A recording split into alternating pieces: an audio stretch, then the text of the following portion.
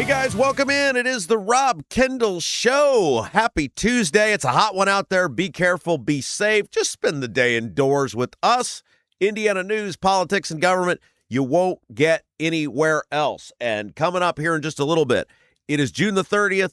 That means if you are an independent candidate across the state running for office, and there are more than you think, today's your day to get your signatures in, whatever that number is, to get on the ballot. Of course, the big one is Indiana Secretary of State, where Greg Ballard is attempting, former mayor of Indianapolis, to get on the ballot.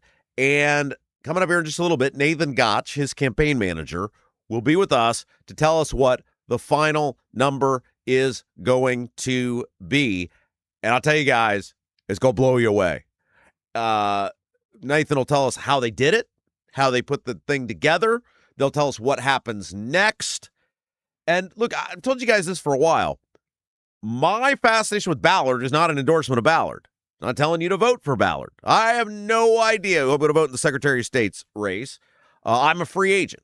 But I do think what Ballard is doing, one, super interesting. Nobody's really ever done this before.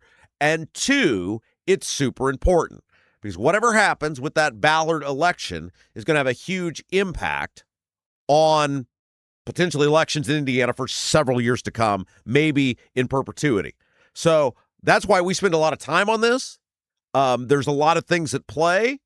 Once we know if Ballard is indeed certified and on the ballot, we'll start talking about, what a lot of those things are. We'll talk about the office itself. And in the meantime, and we've talked about this, I think every person, regardless of, hey, I'm a committed Bo Bai voter, or hey, I'm a committed Lori Schillings, the Libertarian voter, or hey, I'm a committed Max Engling voter, the Republican. Whatever side you're on, if you're on a team, I think we all should have a vested interest in more people being able to run. Why wouldn't we, unless you're just the most partisan person imaginable, why wouldn't you want as many people as possible who are forced to pay for government to be able to participate in the government? It just seems a very, very straightforward thing to me. We want more voices. We should want more voices. We should want more people participating. That's how you get better government. That's how you get better campaigns. That's how you get better public policy. And quite frankly, the Republicans are invested in that not happening. Everything the Republicans have done related to ballot access, and you're seeing it now again with this push to close off the primaries, they don't want people participating. They want your money. They want you to pay for their stuff. They don't want you participating in it. So Nathan Gotch will be with us coming over in just a little bit. The number is staggering that they have been able to pull off. And one of the issues, by the way, speaking of the Ballard campaign, I have a new column out today in the Star, in Indy Star. You can read it now. Wait until after the show's over, or if you're a multitasker, you can read it now over at indystar.com, about the demise of Diego Morales and who we should thank for that. There's a lot of people who have thanked me, and I said, no, don't thank me. I'm a guy, yes, I'm the guy that's exposed a lot of the corruption. But ultimately, where was that getting us? Until about May, it got us nowhere. And then something changed. And in the column, we talk about what changed. We talk about why the Republicans turned on Diego. We talk about why there was this suddenly, for all these people who did absolutely nothing, who stood behind him, who were Team Diego, all of a sudden, magically decided Diego's gots to go. And so in the column, we talk about who really is to thank for Diego's demise. You can read it now over at indystar.com, and we may get into it a little bit later on in the program. But one of the issues that will be in front of the state of Indiana and all states now is whether or not you want to require ballots to be counted by Election Day. And now that is going to become a massive issue because the Supreme Court, for God knows what reason, and it's always the two usual suspects, or it's almost always the two usual suspects, Barrett and John Roberts, the Chief Justice, sided with these liberal idiots. Now, wait, let me say that. I don't think Kagan's an idiot. I think Kagan's just liberal. I think she's a pretty learned person. Most of the time, her rulings, while I disagree with them, are pretty well sourced. Sotomayor, Ketanji Brown Jackson, total morons. I mean, just really low IQ people. Like, if you sat and had a conversation with them, you'd be like, what the hell? And that's not because they're liberal. There's plenty of liberal people that I sit down and have conversations with, but I say, hey, I disagree with you, but you seem like a pretty intelligent person. That's not those two. But Roberts and Barrett sided with the idiots and said yesterday that states can decide to count essentially the ballots as long as they want to count the ballots. You don't have to count them on Election Day. They don't have to be counted by Election Day. And that means that those states, some of which are Republican, by the way, and we'll get to that in a second. It's not just, in fact, the lawsuit out of this centered around a Mississippi ballot case, or how Mississippi counts their ballots, which I believe is 5 days, up to 5 days after Election Day. And the two Republican-appointed judges sided with the Democrat-appointed judges and said the states can basically make it up as they go along. As long as it's postmarked by Election Day, you're fine. Do whatever you want to do. I don't understand this at all, because as long as states can count the ballots as long as they want to count the ballots, they can make the number. If you have the right people, quote unquote, counting the ballots, you can make it whatever. That's insane to me. Look, if you want to have mail-in voting, fine. You want to have absentee voting, fine. As long as voter ID is a part of the equation, which in a lot of these liberal states that can count after Election Day, it's not. You have no idea who's filling out the ballots, who's collecting the ballots, who's turning in the ballots. And if you can count them 5, 6, 7 days after the election, then you have no idea. You can make the number whatever it needs to be, and no reasonable person would actually have faith in that process. And again, I'm not a conspiracy theorist. I'm not a person who believes, the Dominion machines, right? I'm not that guy. I don't have a problem with electronic voting here in Indiana.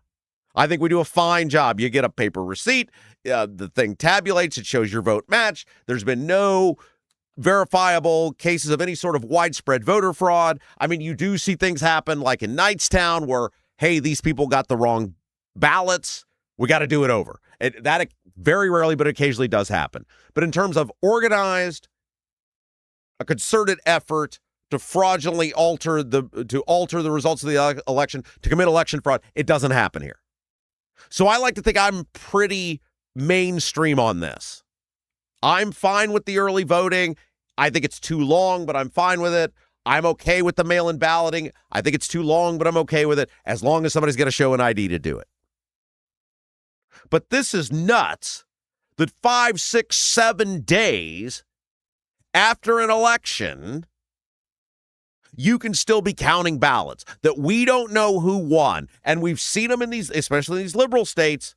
We've seen the ones like California that don't have the voter ID, that they flip too many times. And the two Republican judges, Republican-appointed judges, Barrett and Roberts, said, now that's fine. That's the new status quo going forward. There are 14 states that allow ballots to be counted after Election Day. They are as follows: California, Illinois, Maryland, Massachusetts, New Jersey, New York, Oregon, Virginia, and Washington.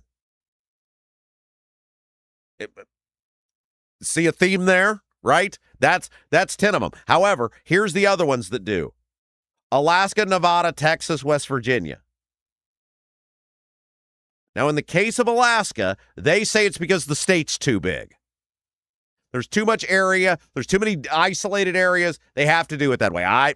Look, if you got 28 days to early vote, then you choose to live in some desolate, isolated area. Fine, whatever. Great on you. Good for you. I'm sure the hunting is fabulous. Good for you. The trade-off is I got to vote day one because it takes the postman 9 weeks to get my ballot to where it needs to be. Hey, life's all about trade-offs, right? And to me, it doesn't matter. Republican state, Democrat state. And by the way, The Hill, amongst many other news publications with articles about this, I chose to use The Hill. Pick your favorite national news publication. They probably had an article about this. Sam Alito, who is, without a doubt, the best justice on the Supreme Court. It's not even close. I know a lot of people love Clarence Thomas, and that's fine. He's a fine fella. Alito is by far the best. I would rank them in this order if I had to. It would be Alito, probably Gorsuch second, Clarence Thomas third. Nothing wrong with Clarence Thomas. I know he's the right's darling. I know nobody loves him. He's a fine guy. He's a trailblazer. He's a great thinker. But Alito is by far the best.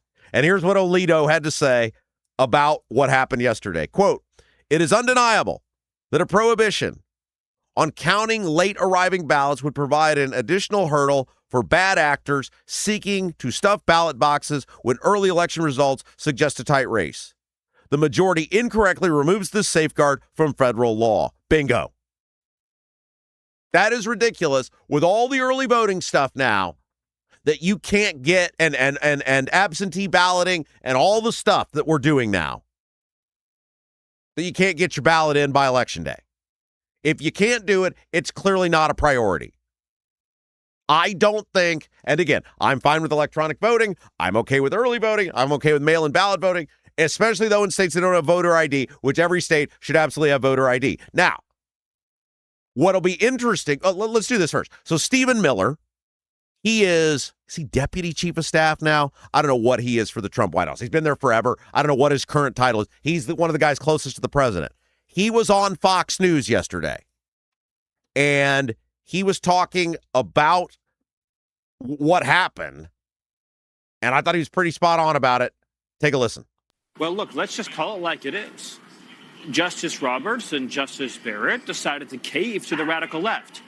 Alito was so clear in his wording about what Election Day means. Nobody could read the statute, could read that opinion, could read what Alito wrote and come to any other conclusion. It's Election Day, not election week, not election month, not election months. So this was really a travesty, and it underscores, Laura, why we have to keep fighting to pass the Save America Act.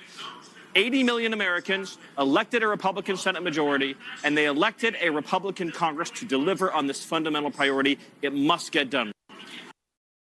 He's spot on with that. And I think sometimes Miller gets a little squirrely, but I think in that case he's spot on. There's nothing that in the judge's ruling that prevents Congress, the federal government, stepping in and putting their own safeguards in place. Nothing. And yet, the Republicans will not pass this SAVE Act. They've got 4 Republicans, the usual suspects, who stand in the way, and they're not going to nuke they're not going to go talking filibuster. They're just not going to do it. I mean, at this point, you have to accept the Democrats will do it. They're going to do it if they get the Senate back, especially if they have the presidency. They were on the verge of doing it in 22. They wanted to do it then. And so if you don't have voter ID, which many of these states don't, certainly not anything with any teeth or ability to actually guarantee that's who's casting the ballot. And again, I think Indiana does it perfectly. I think Indiana's law, which has stood the test of the courts, is pretty much perfect. You show up, and I'm so, I don't know if liberal would be the right word, but I'm so open on the voter ID, I think the college ID is fine. I think the Rokita lawsuit against the college kids is ridiculous. That's why college ID was originally in the bill. You know, remember we interviewed one of Rokita's former aides who talked about the Rokita flip-flop on this, that they were advocates. The Secretary of State's office was advocates of college kids being able to use college IDs. So again, I'm not even super stringent on the ID. What I'm looking for is a reasonable guarantee. This person in front of me, that's the photo, that's the picture, here's the signature, okay, go vote. I don't care if that's a college ID or not. So again, I'm way more open on this than a lot of Republicans are, a lot of conservatives are. I just want safeguards. And with what the Supreme Court is saying, in states that don't have voter ID, there is no safeguard.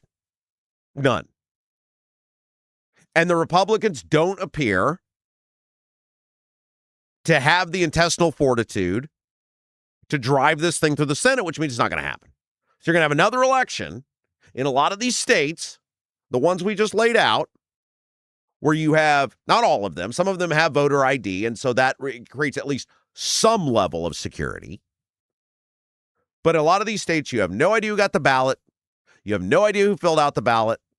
And if the ballot can be tabulated 5, 6, 7 days after the election, then the number can be whatever it needs to be. You notice in these states, the numbers never flip to the Republican. And I think you guys know, I'm by no means a cheerleader of the Republican, but it's pretty wild how it always seems to work in one side's favor. Now, what will be interesting about this, while it doesn't affect Indiana, because Indiana is not one of the states that permits the counting after Election Day, it'll be asked in the Secretary of State's race.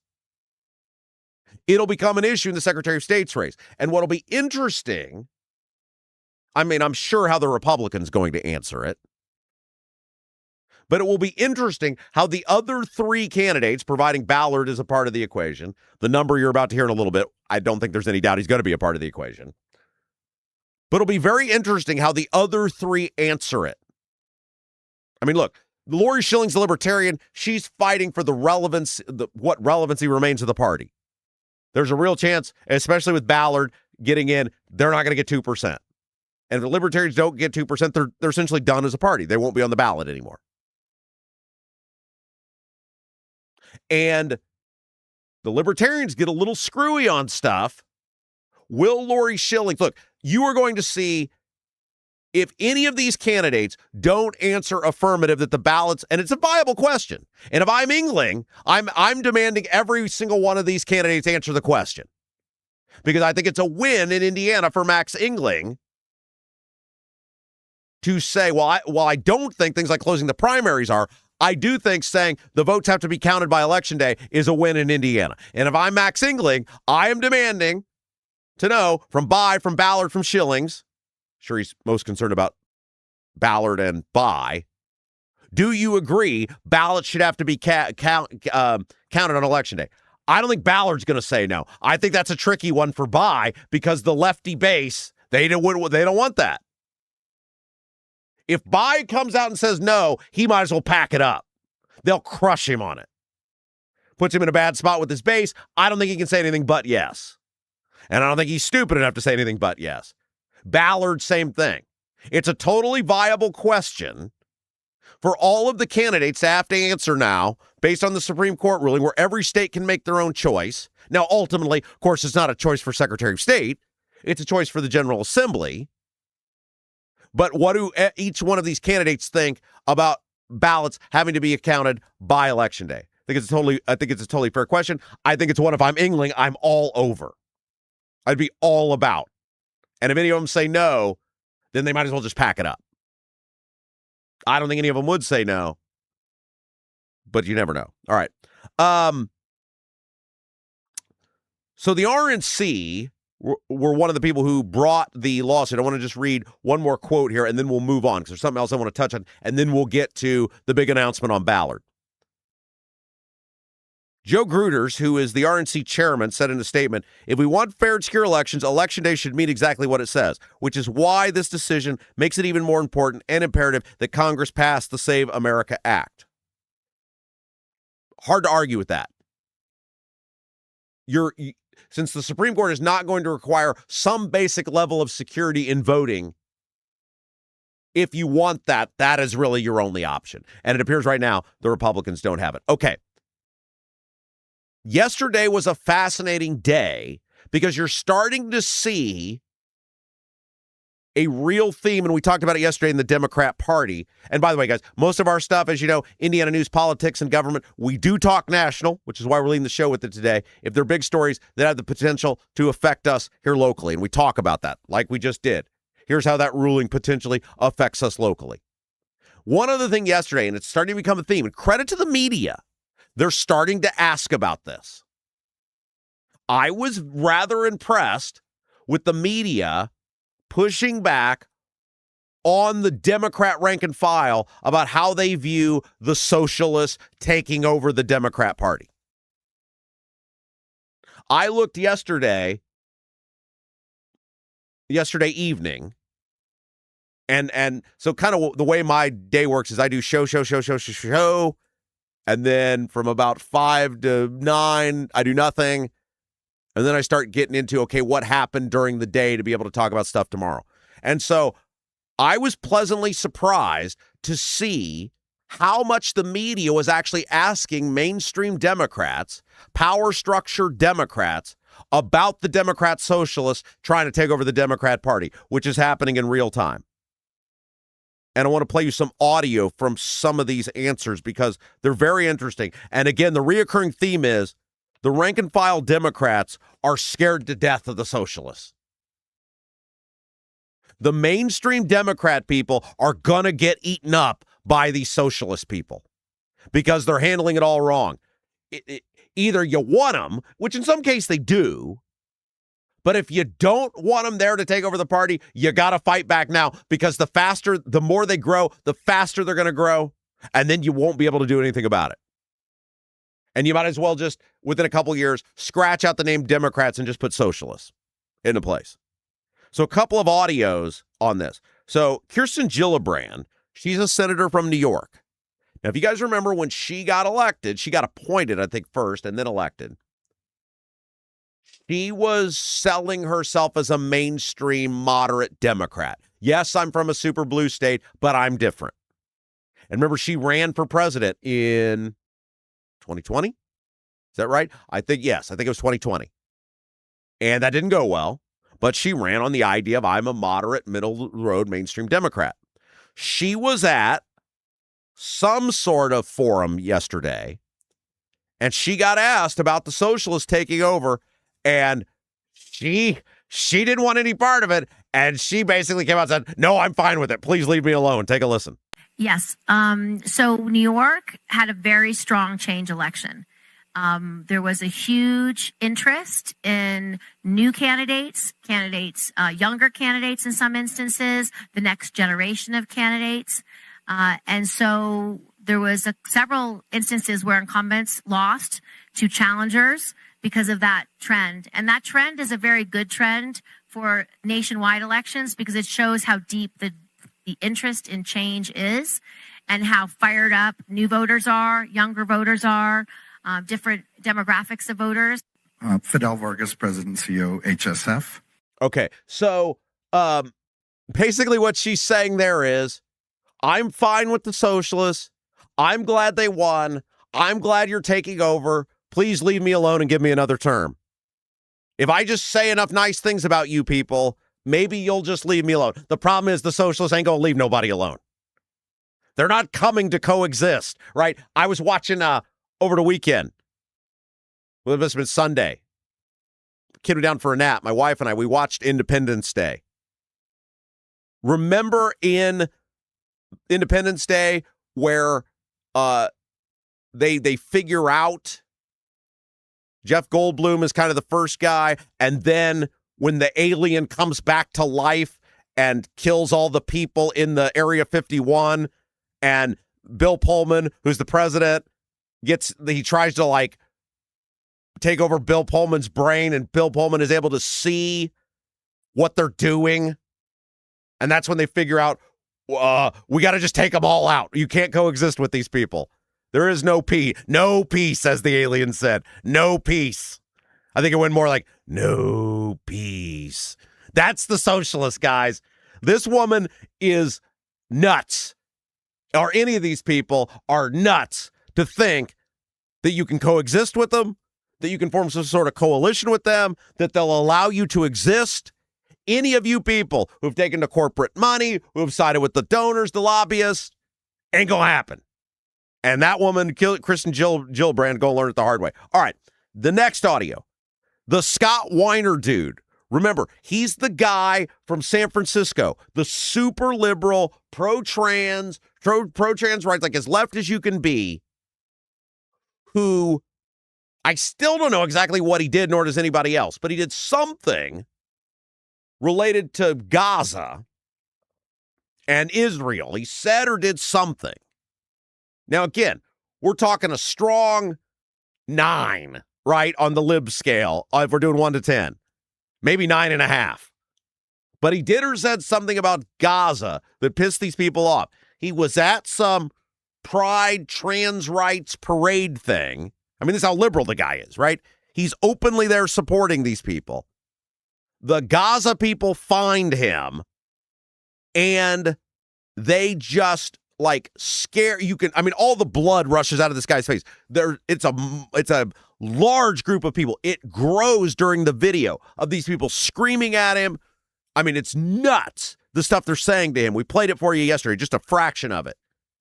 And so he's on CNN, and he gets asked about these totally insane people who, I mean, put yourself in this position. You're minding your own business at an event, and somebody comes up to you with a camera, and they start screaming at you, and the crowd starts growing, and they're using profanities, and they're threatening you, and all of this stuff. How would you respond to that? Would you be like, oh, these people are fine? It's a very small group of people. No. It was not a very small group of people. It was a huge group of people, and they were totally nuts. But listen to how Weiner, who's running for Congress in Nancy Pelosi's district, Nancy Pelosi's retiring, listen to how he just basically excuses it away, even though these people were totally nuts on camera towards him. Listen.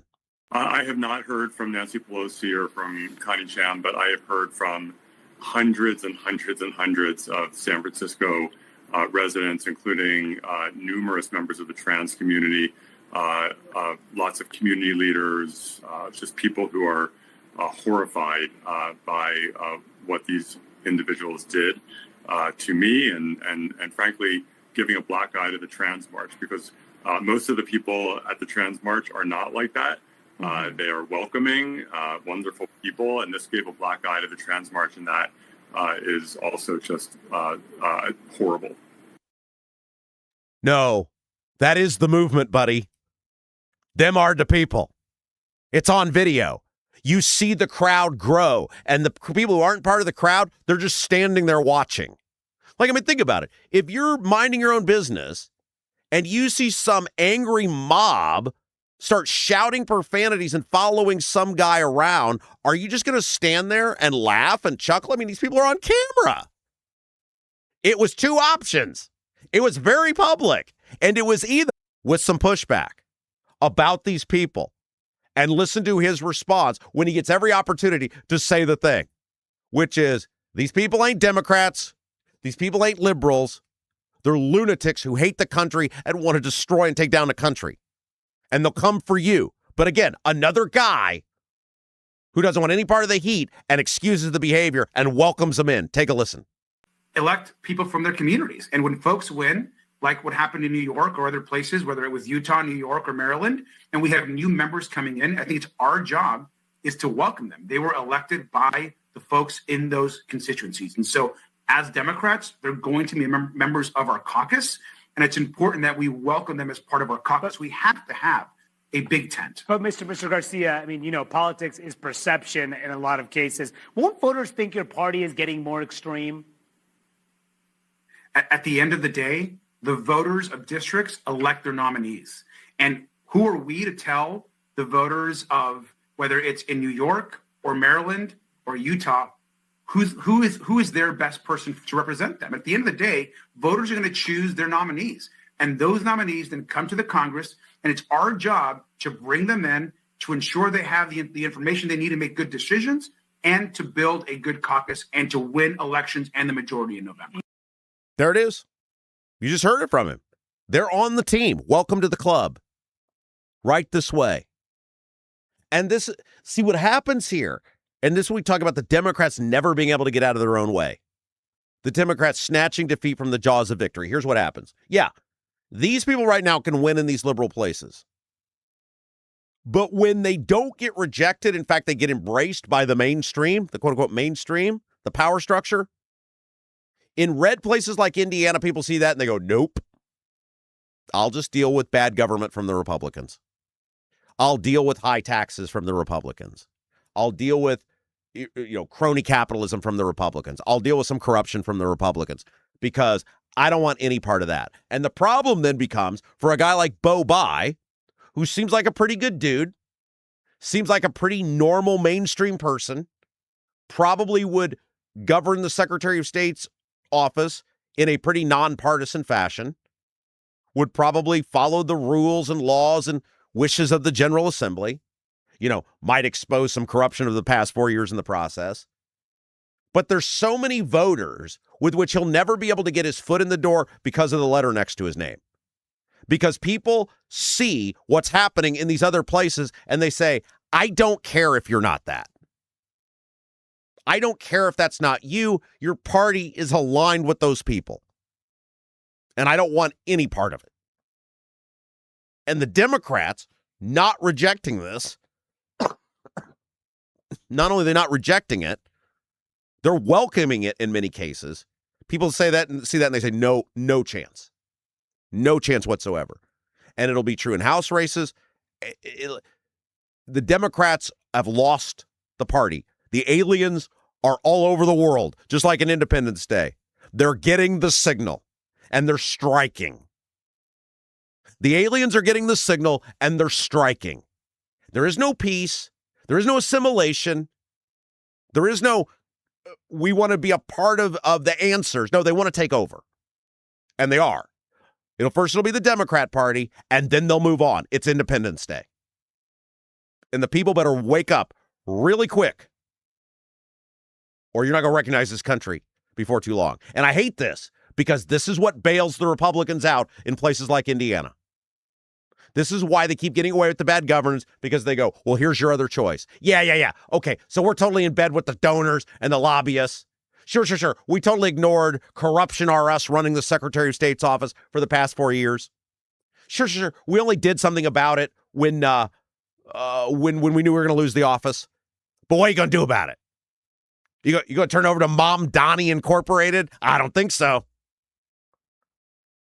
Hey, a couple of housekeeping items, and then we will get to our interview with Nathan Gotch, who is running the Greg Ballard campaign, and we'll find out how many signatures they're actually turning in, which is an incredible number. First, do you guys have a dog but not a fenced-in yard? Your HOA won't allow a fence? Worried about having to watch your furry friend anytime you go outside? Avoid the blazing hot summers and freezing cold winters with All American Dog Fence. All American Dog Fence is the cost-effective, easy-to-use, in-ground fence system to keep your dog secure and give you peace of mind anytime they're outside.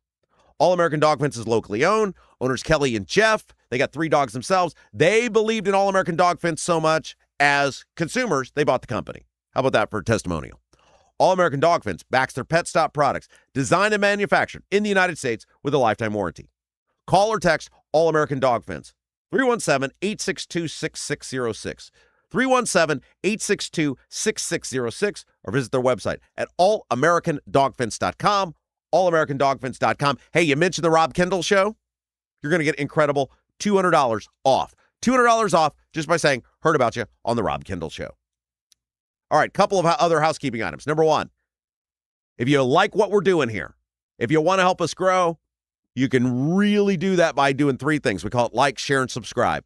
Number one, hit that thumbs up button. Like the feed. Right now, you're watching us live or on demand on YouTube. Like the feed. If you're listening to us on Apple, Spotify, iHeart, give us a 5-star review. Really helps us out. 5 stars, write the review. Those things can really help us out. That's the like portion of it. Share it out. Facebook, Twitter, wherever you're checking us out from. Put the word out to the masses. Our growth is organic. We're dependent upon you. You guys do an awesome job with that. And last but certainly not least, wherever you're listening to us from, subscribe to that platform. Like, share, and subscribe, the 3 ways that you can help us grow the Rob Kendall Show. All right, one other thing. We have a website, robkendallshow.com. If you haven't been there to check it out, give it a shot. We think you'll like it. We got our live link up there. We've got all the on-demand platforms. If you're always like, I wonder if they're on, we'll make it easy for you. All the on-demand platforms are right there. We've got articles each day that we do based on our favorite segments here on the Rob Kendall Show. So if you're the person who enjoys the written word, we got you covered there as well. And last but certainly not least, we have a support button. If you're like, hey, this show is great, and I feel like a total freeloader not contributing, we've got a support button. $1, $10, $10,000, and all points in between. We accept it over at the robkendallshow.com with the support button. All right, let's take a break. When we come back, Nathan Gotch, campaign manager for Greg Ballard, will be with us. We'll talk about how many signatures they're going to end up turning in and how they pulled it off. Fascinating conversation. When we come back, you're watching Rob Kendall Show. Right now, everything's expensive. That includes things you need around the house. If your water heater, water softener, or well pump goes out, or even if your toilet stops working, you could be looking at a major expense. Don't let your next call to a plumber break the bank. Call John at Black Sheep Plumbing. John is a Hoosier lifer who takes pride in and stands behind his work. That's why all basic services and repairs with Black Sheep Plumbing come with a 2-year parts and labor guarantee, with water heaters having a 6-year parts and tank guarantee. Call or text Black Sheep Plumbing for all your needs today and speak directly with John, the owner. 765-315-7558. That's Black Sheep Plumbing at 765-315-7558. Did you know Honeysuckle Hill in Brazil offers more than just a fabulous made-from-scratch meal at the bistro? It also has an adjoining cottage, great for a perfect, relaxing weekend away, with a scenic waterfront view. The cottage offers 3 bedrooms, 2 baths with spa-like tile showers, full kitchen, living room with fireplace, laundry facilities, and a full deck overlooking the lake. And Andy, one of the owners, delivers breakfast in a picnic basket at 8:30 each morning. Plan the perfect weekend away at the scenic Honeysuckle Hill property on the water in beautiful Brazil. Book today by visiting their website at honeysucklehillb.com. Are you seeing cracks in mortar, moisture working through walls, facade or structural failure beginning to surface? Bramwell Mackay sets the standard for exterior and structural building solutions. Our 40-year master masons and industry experts address moisture intrusion, failing foundations, masonry deterioration, and more. From preserving historic landmarks to addressing modern building envelope issues, Bramwell Mackay delivers full-spectrum service with white-glove professionalism. In Indianapolis, call 812-33-BRICK. 812-33-BRICK.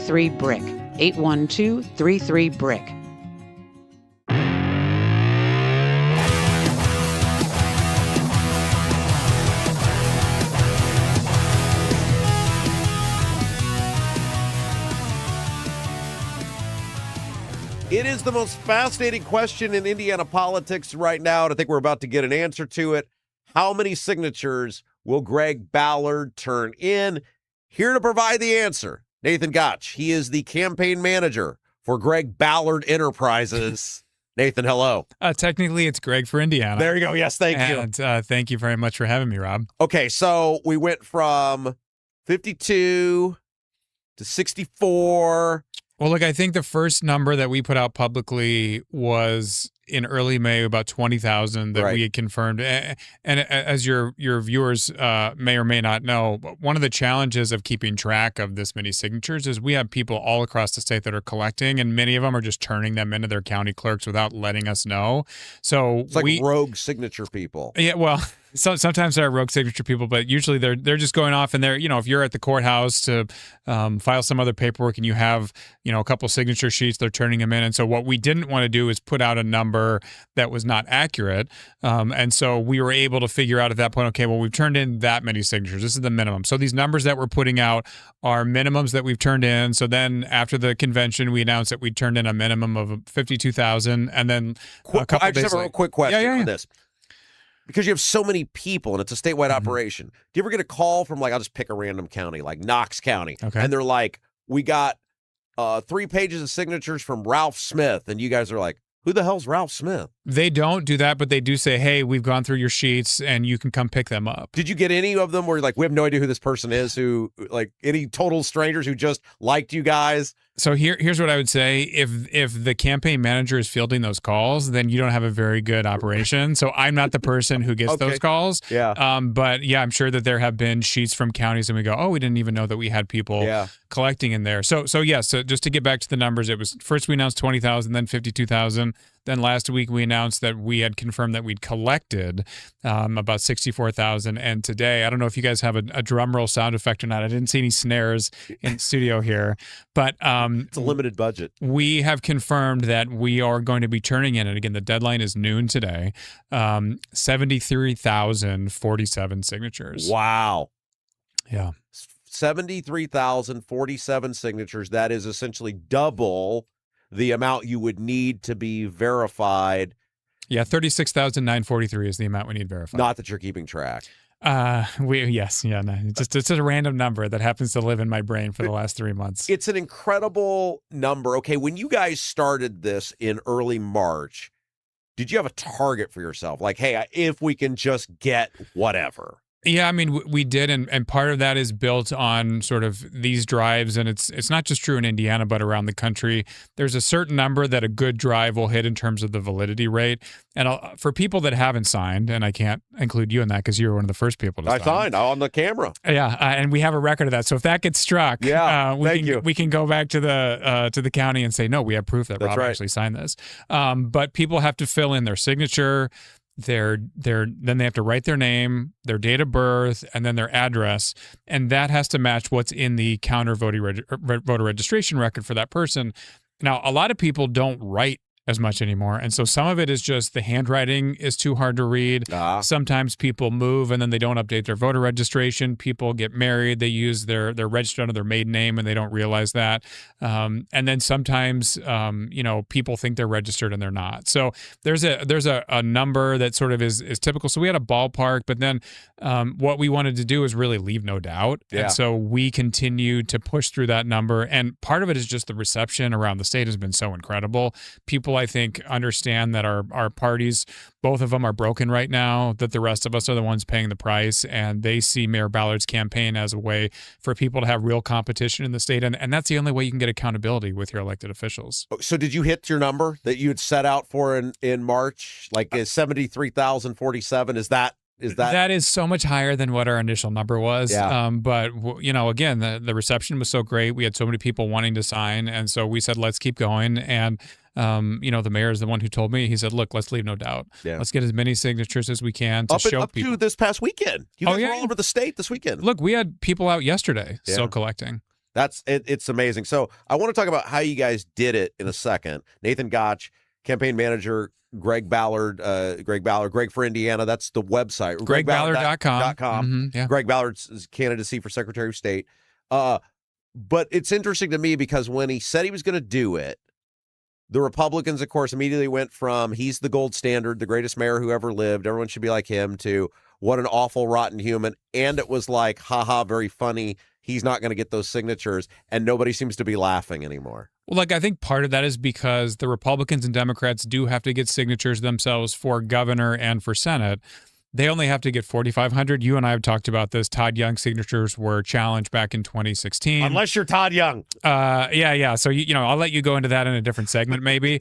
But the reality is... I've been going into it for 10 years. It is so difficult for them to get 4,500. Right. Now, they do have to get 500 in each of the 9 congressional districts. With this, there isn't a geographic requirement. And so I think they just looked at, gosh, it's so hard for us to get these 4,500. There's no way that he's going to be able to get 37,000. And really, the people who are the heroes of the story are the county clerks around the state who have been going through these sheets by hand, checking these people against their voter registration record, marking that they are certified. And some of these counties have thousands and thousands of signatures. And really, it's the state legislature that created this rule and now has created all this extra work. It's not like these counties get extra money to pay people to come in, for overtime, paying people part-time to work. And I think that, we're grateful for the work that these folks have done, but it really, the legislature has put them in a really tough position because they basically have 2 weeks to check all these signatures. And there's other candidates out there who are trying to get on the ballot as independents this year. And so they have to go through all of those. Then they have to give them back to us. And they only have a 2-week window. Now, we've been turning them in as we go. So we're not leaving, we're not dumping 73,000 signatures on these counties. But I really think that the legislature needs to look at this rule because it's become, as the mayor says, it's so punitive. Yeah. It's just so crazy. And you talked about it on a previous show. The signature number for statewide office in Indiana, 36,943, is that like 10, 15, 20,000 more than the surrounding states and the similar states to Indiana. Yeah, it's just ridiculous that it's that hard for some guy to run for public office he's forced to fund. All right, tell us how you did it. Like in your mind, when you agreed to do this with Ballard, were you like, all right, obviously this is the thing. Here's how we're going to do it. Did you formulate it as you went?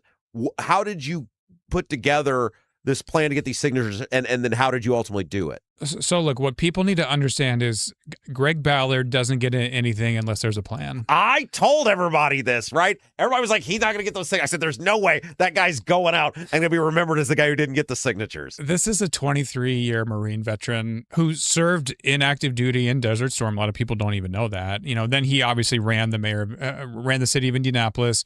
He's not the kind of guy who just go, oh, yeah, okay, great, I'll get into this and we'll sort of figure it out later. I would do that. He would not do that. Yeah, well, there's a difference. That's the difference. One of the many differences between the two of you. So we had a plan in place beforehand. I know that could be a whole segment, right? The differences between Rob Kendall and Greg Ballard. I would totally, if you'd have called me and said, hey, I want to do this, I'd be like, absolutely, let's go. We'll figure it out later. It'll be fine. So the plan was built on a couple things. Number one were all of the people who had worked with the mayor, who had volunteered for the mayor's campaign. I mean, there's a huge number of folks in the central Indiana area who are loyal to Greg Ballard because he's been so loyal to them. And by that, I mean loyal in terms of serving the city of Indianapolis. So we knew that we would have a pretty strong volunteer component. And then I think you talked about it a few weeks into this, we said, let's formalize this because we're having so many people coming out of the woodwork wanting to help. And so we started this effort to get 100 people across the state to each commit to collecting 100 signatures. And in a week and a half, we had that many signups on the website. Yeah. So that's 10,000 signatures right there. But, when it's this amount, you also need to have a firm that you pay to help coordinate that as well. And so we used a firm that I had used. So I ran for Congress as an independent back in 2022 in Northeast Indiana. So I had those relationships. And so I was really educating the mayor on how this works. We can get into it more now because just having those signatures in today is not the end of the process. You and I had a conversation when you were running Independent Indiana on the old radio show. I guess probably been a year or so now. And I said, it's fascinating to me at how simple it would be to break the cabal if you could just get somebody good to run and then get the signatures, right? And you guys are kind of proving that, right? I mean, there's a long way to go, but you guys have proven name ID, good reputation, can raise a few bucks, and here you are, 73,000 signatures later. Well, I think this is just proof that the Independent Indiana polling numbers, which I think you and I talked about at that time, are real. There's such an appetite for something else right now. And, the mayor was on the show here last week talking about 41% of Hoosiers say they're independents. Those were Independent Indiana polling numbers. That was back in October of last year. I actually think if that poll was conducted today, you might have even more people say they're an independent. Okay, be honest with us. Yeah. Did that poll inspire you and him to do this?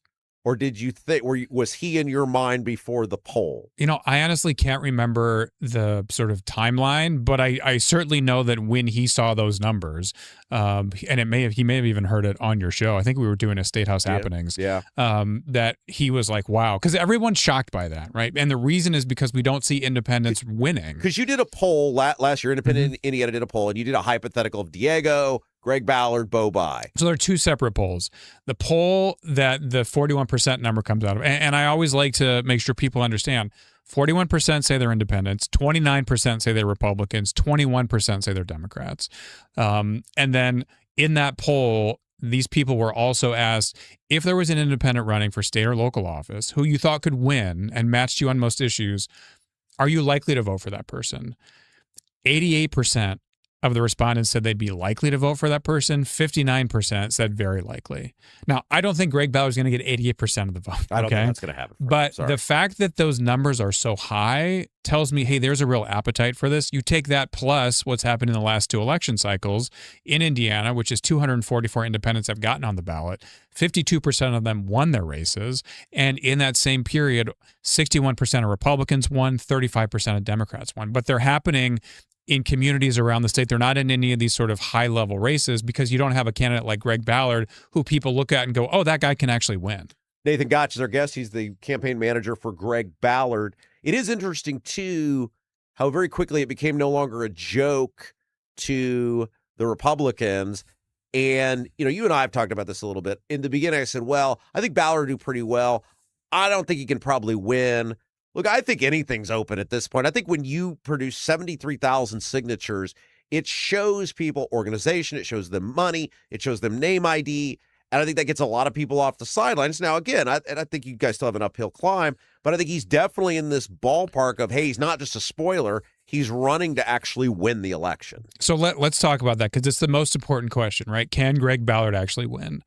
So the first thing that people need to understand is that in a competitive three-way race, your vote actually matters more. Yeah. Because a candidate can win with 36, 37% of the vote. So it's really important that people recognize and they take their vote seriously. And you've been doing such a great job saying on the show, like, look, I haven't made my mind up yet. I'm going to really study this.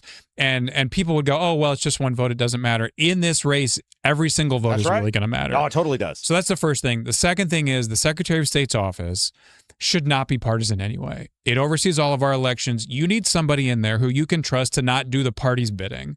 And, you know, you've had Bo Bai on. Obviously, I hope Max Engling will come in on the show I as got well. doubts about that, brother. We'll see. We'll see how willing he is to engage everyone everywhere. But the reality is, you know, Bo Bai's talking about this should be a nonpartisan office. We need independent oversight. And it's like, yeah, exactly. And unfortunately, any Democrat cannot do that because they have to pledge allegiance to the party first. And I think the proof of that is, you know, all this stuff about Joe Hogsett that's come out. We've got information about Greg Taylor, right, the state senator who's been doing horrible things for years and years. Where has Bo Bai been talking about any of that? If he really is that independent, if he's such a fighter against corruption, why hasn't he said anything about any of these Democrats who we have a clear record of malfeasance with? I want to spend most time talking about your campaign, but we had Jesse Brown on Monday's show, and he's still like, I'm out on Bai.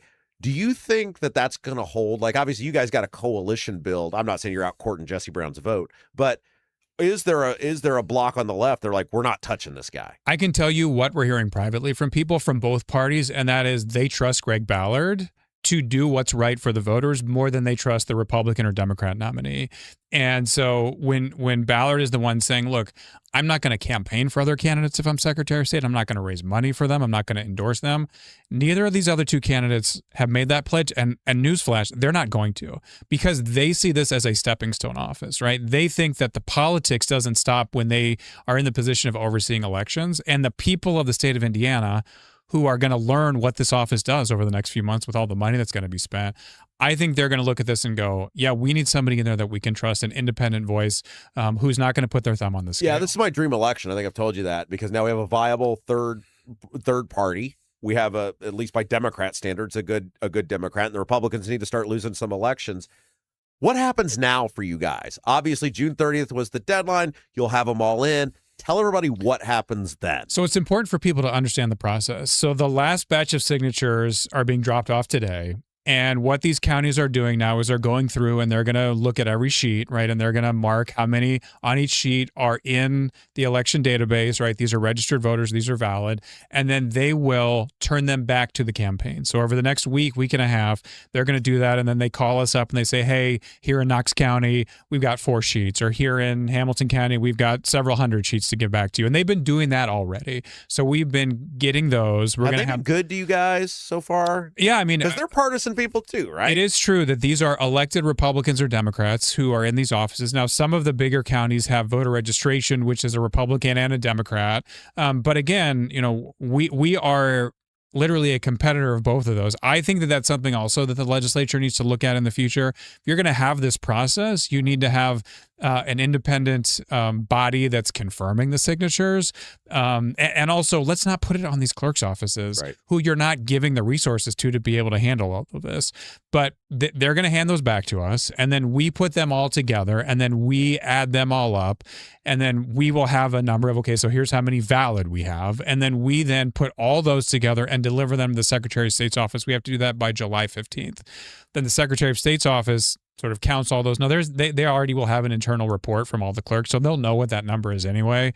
But we turn them in, and then the Secretary of State's office certifies, okay, now you're on the ballot because you've reached that threshold of 36,943 valid. I told the mayor, and you know I'm a showman, right? So I see things a little different. I think how you guys turn those signatures in is very important. I think you're going to have an opportunity to have every news media outlet in the state cover this. Just from the showman perspective of myself, have you given any thought to how you're going to turn these in? Yeah, I mean, look, we're not ready to report that yet, but I can tell you that the reality is, you know, you had about 1,000 delegates nominate Bo. With Max, it was under 1,000. I think it was 943, somewhere around there. The mayor's going to have thousands and thousands. I mean, certainly it's going to be over 36,000. those people who said, we want you to be on the ballot, right? And so I think that we need to make it clear that people from all across the state are nominating him. This isn't a party. He didn't pay $10,000 or $15,000 to the party so that he could run in their convention. Yeah. These are the people of the state of Indiana who are saying, we want to have the opportunity to vote for Greg Ballard. What do you say to the people who are like, well, he just bought the signatures because he paid a firm? Well, first of all, no one's ever said that to my face. Oh, really? And I think because I see it all the time on social media. Look, we have some trolls. They're Republicans and Democrats, and the fun thing is, you click on their profile, and then you go see, and it's like Bo-Bye post, or like Max Angling, or Republican. I have not had somebody who's not a clear partisan say that, and I think it's because they understand. Look, they set this bar so high that they didn't think anybody could reach it. And the fact that we did, and the fact that we did it according to the rules, I guess the only thing you have to say at that point is, well, you had to pay for help, but it's not like these people don't pay campaign consultants in their campaigns to help them get votes. And so I don't take it that seriously. Ultimately, this is about the people of Indiana, and also it's the contrast between a guy who has experience, who has a track record, running against two people in their 30s. And as the mayor says, they've never run anything like this before in their lives. And he told me this. He said, look, Secretary of State is not an entry-level job. Right. And we're not treating it that way. And it's disappointing, frankly, that both parties think that the voters of Indiana should look at it like that. I would be remiss. A lot of people have made it out to be the new Watergate. You had a page of signatures that was turned in that were proven to be fraudulent. I want to give you an opportunity to address that and how it came to light for you guys and what you did after that, and what, just basically, how do we prevent, or can you prevent that from even happening? So this is exactly why you have the clerks check the signatures. This is exactly what's supposed to happen. To me, I understand why they're trying to make it a story, but this is why the clerks validate and verify every single signature. And for us, I think this was a subcontractor of a subcontractor. And as soon as we found out, we've known about it for weeks, we made sure that individual was not collecting any more signatures. They're not involved in the campaign, not connected to the campaign at all. And when you have to get this many thousand signatures, there is a risk for this. But the idea that this is then sort of like, oh, well, if that happened, then how many of these other signatures aren't valid? No, this is the system working the way that it's supposed to. Right. Those signatures didn't count. They shouldn't count. That's exactly what should happen. And then the rest, as the clerks are going through and validating them, those are the ones that are going to count. So to me, it was them.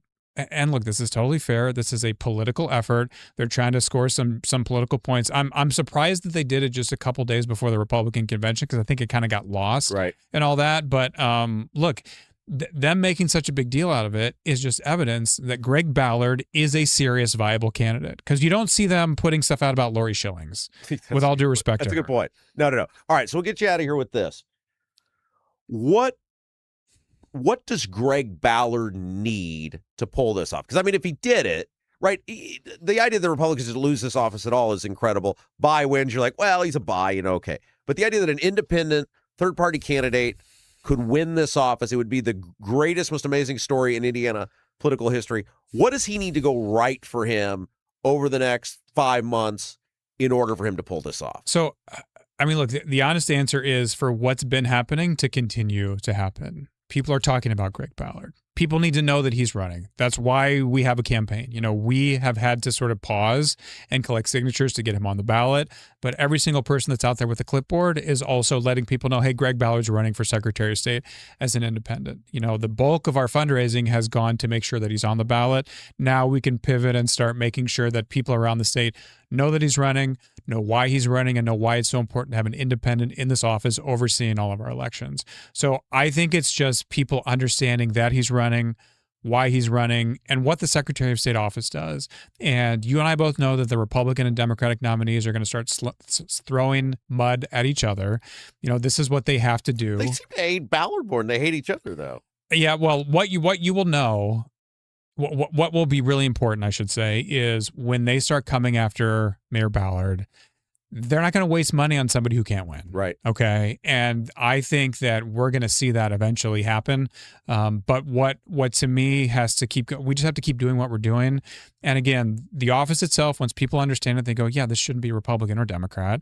So we have that in our favor. And then not only knowing that Greg is doing this, why he's doing it, but also what his track record is as the mayor of Indianapolis. We were down in Evansville last week, and he was just sharing a little bit about, look, I came in, I was an underdog. Nobody thought we could do it.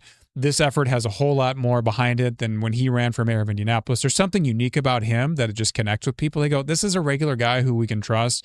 The other thing is, he brought the Super Bowl to Indianapolis. Now, a lot of people help with that, but he's the guy who made the phone call right after he won his first race and talked to the right people and said, hey, I think we should put another bid in.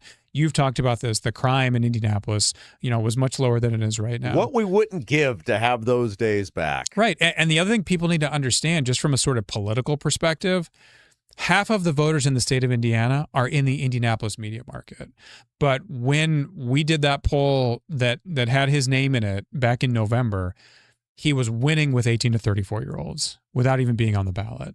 And he was doing really well in rural and small town areas as well. So I think it's more people they're upset with the status quo.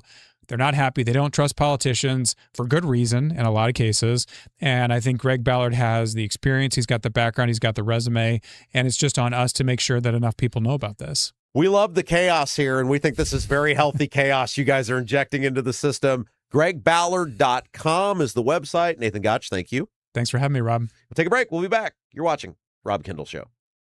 Is the inside of your house a total mess, like a complete dumpster fire? Call AJ's Picture Perfect Cleaning. When you walk into your house after using AJ's Picture Perfect Cleaning, you will see and smell the difference. They take great pride in their workers and treat your home like their own. All cleaners pass through a background check and drug screening. Call today and mention you heard about AJ's Picture Perfect Cleaning on The Rob Kendall Show, and you will get an incredible $50 off your first clean. AJ's Picture Perfect Cleaning serves all of Central Indiana. Book your appointment today by calling 317-530-8148. 317-530-8148.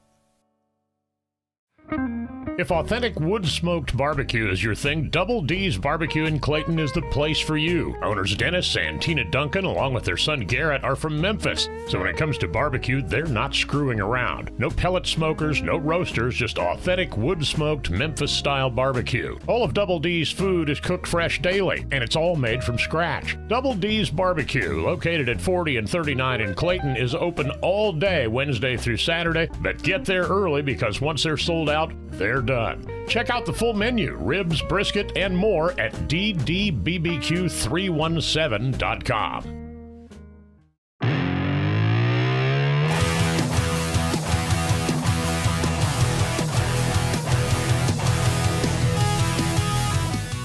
Hey guys, welcome back. It is the Rob Kendall Show. Thanks for joining us. Nobody does Indiana news, politics, and government like us. So the final count, we recorded that yesterday. They had some signatures trickle in.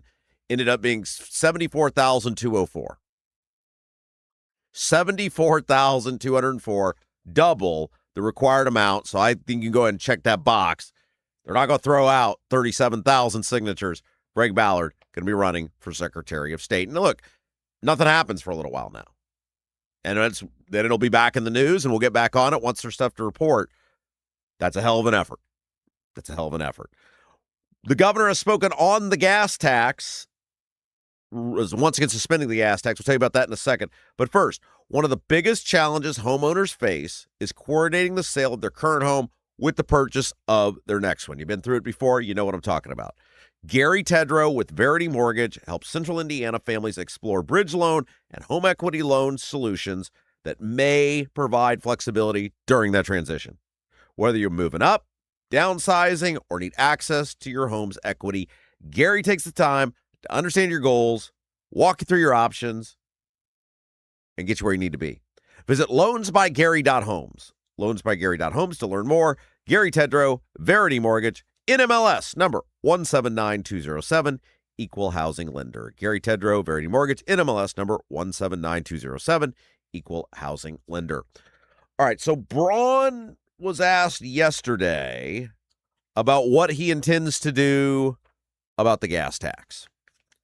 And as usual, he talked in a big giant circle, and we'll try to make some sense of it. Look, guys, here's the thing. And we've talked about this with the gas tax, with all the taxes. Either the tax is a worthy tax and is needed, or it's not. Right? This is one of the things that really makes me mad about Braun quote unquote suspending the gas tax. We're essentially admitting we don't need the tax by him suspending the gas tax, which is the argument that I've had for years and years and years, 10 years now. Look, every year in Indiana, we run a surplus, it seems like. Surplus is a code word for overtaxation. Every year, our government is collecting more in taxes than they need to run the government, even as bloated as the government actually is. And so that means you're being overtaxed. And if you're being overtaxed, from a state perspective, I think a great one to start at is the gas tax.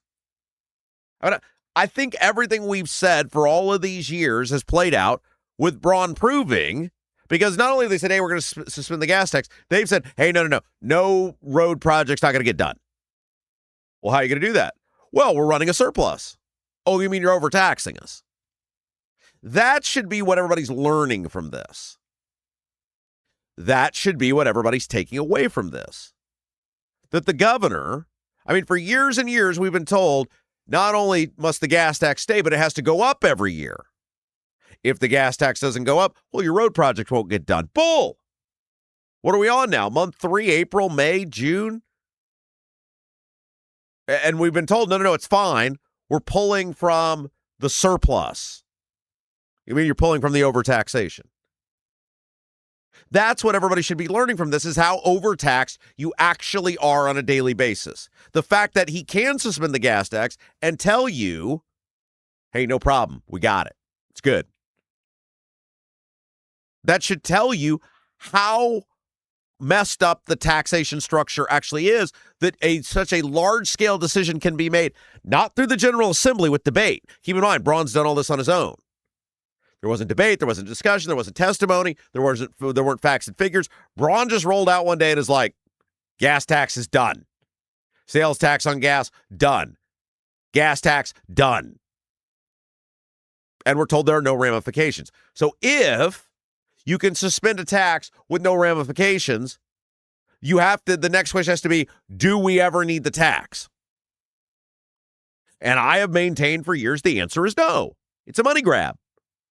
The gas tax, what the gas tax does, taxes, plural, do, is it allows them to then use that money for other pet projects. It's my beef with the thing with the speed cameras in the construction zones.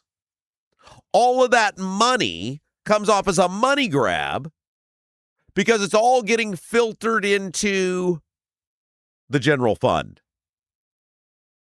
which means they can use it for whatever they want. We call that the legalized vote buying fund.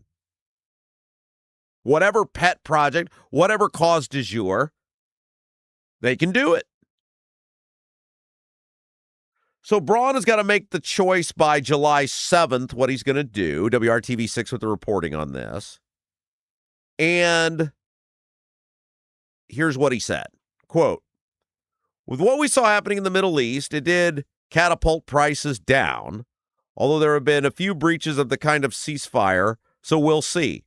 I'll make that decision right before I need to do it, extend it before the deadline would expire.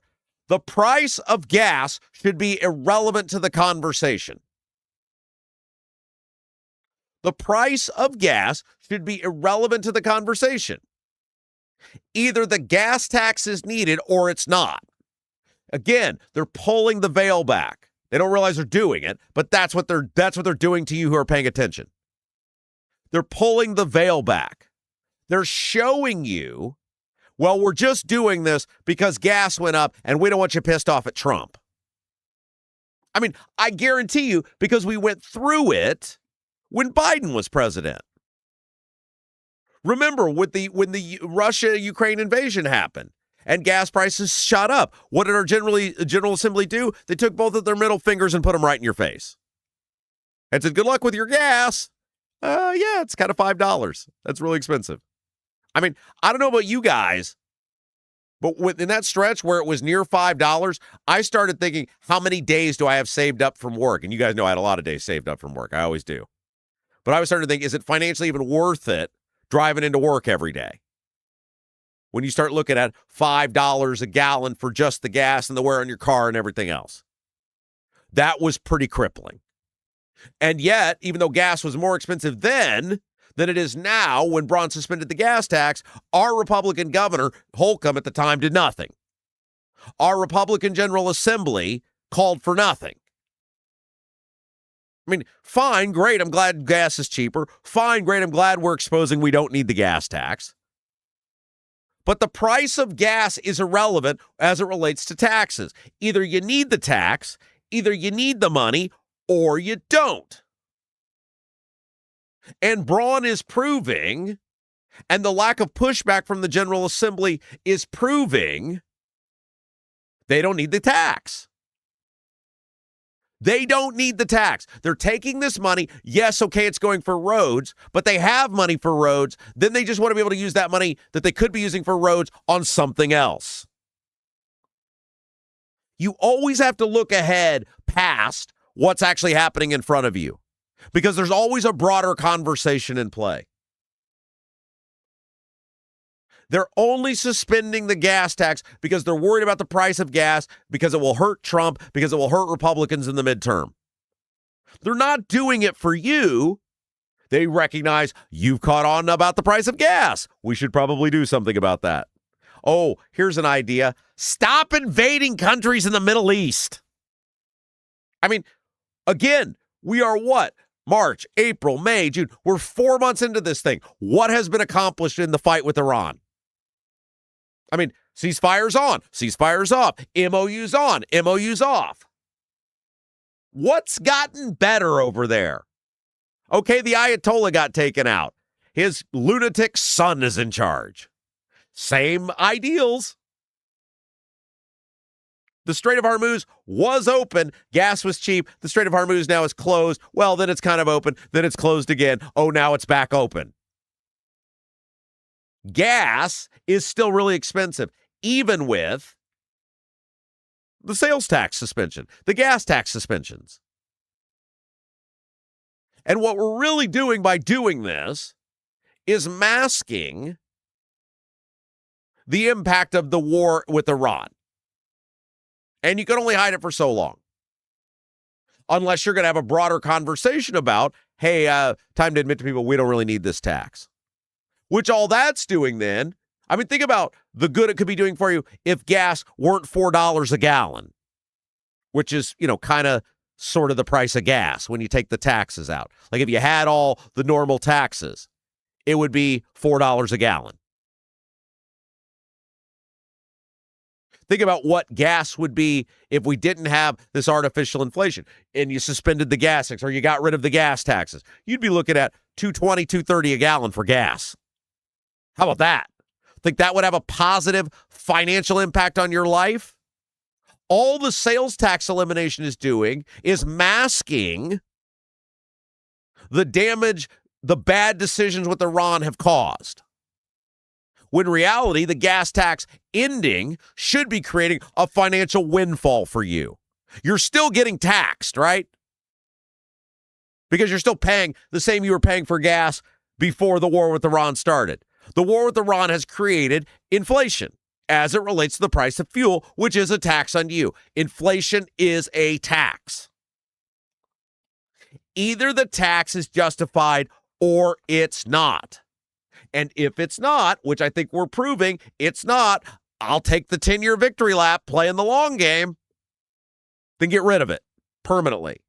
The price of something has nothing to do with whether the government should be taking from you. Guys, let me tell you about our friends at Honeysuckle Hill Bistro. Now, they're going to be closed Friday and Saturday this week. Normally, they're open Friday for dinner, Saturday for dinner.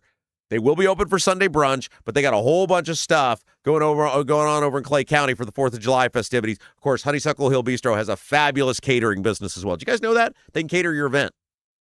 So if you're making dinner plans this weekend, not going to happen unless you go to one of the places they're at. But this give me an opportunity to remind you, Honeysuckle Hill Bistro can cater your event. And there's so much more than just the bistro. There's also the cottage. 3 bedrooms, 2 baths, spa-like tile showers, full kitchen, living room with a fireplace, laundry facilities, and a full deck overlooking the lake. Same view you get at the bistro.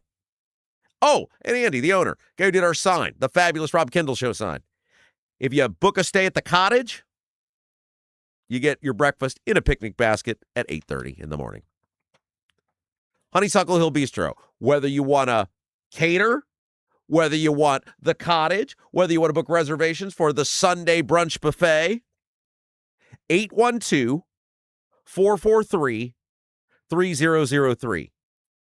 812-443-3003. That's how you can book your reservation to the Honeysuckle Hill Bistro. Cottage, catering, dinner, brunch buffet, and more.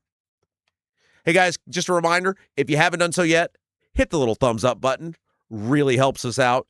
Really helps us grow the program. We call it like, share, and subscribe. And the first part of that is the like button. Helps us grow every day on the YouTube feed. And a reminder as well, on the subscribe side, if you haven't done so yet, that's how you get to participate in the YouTube chat.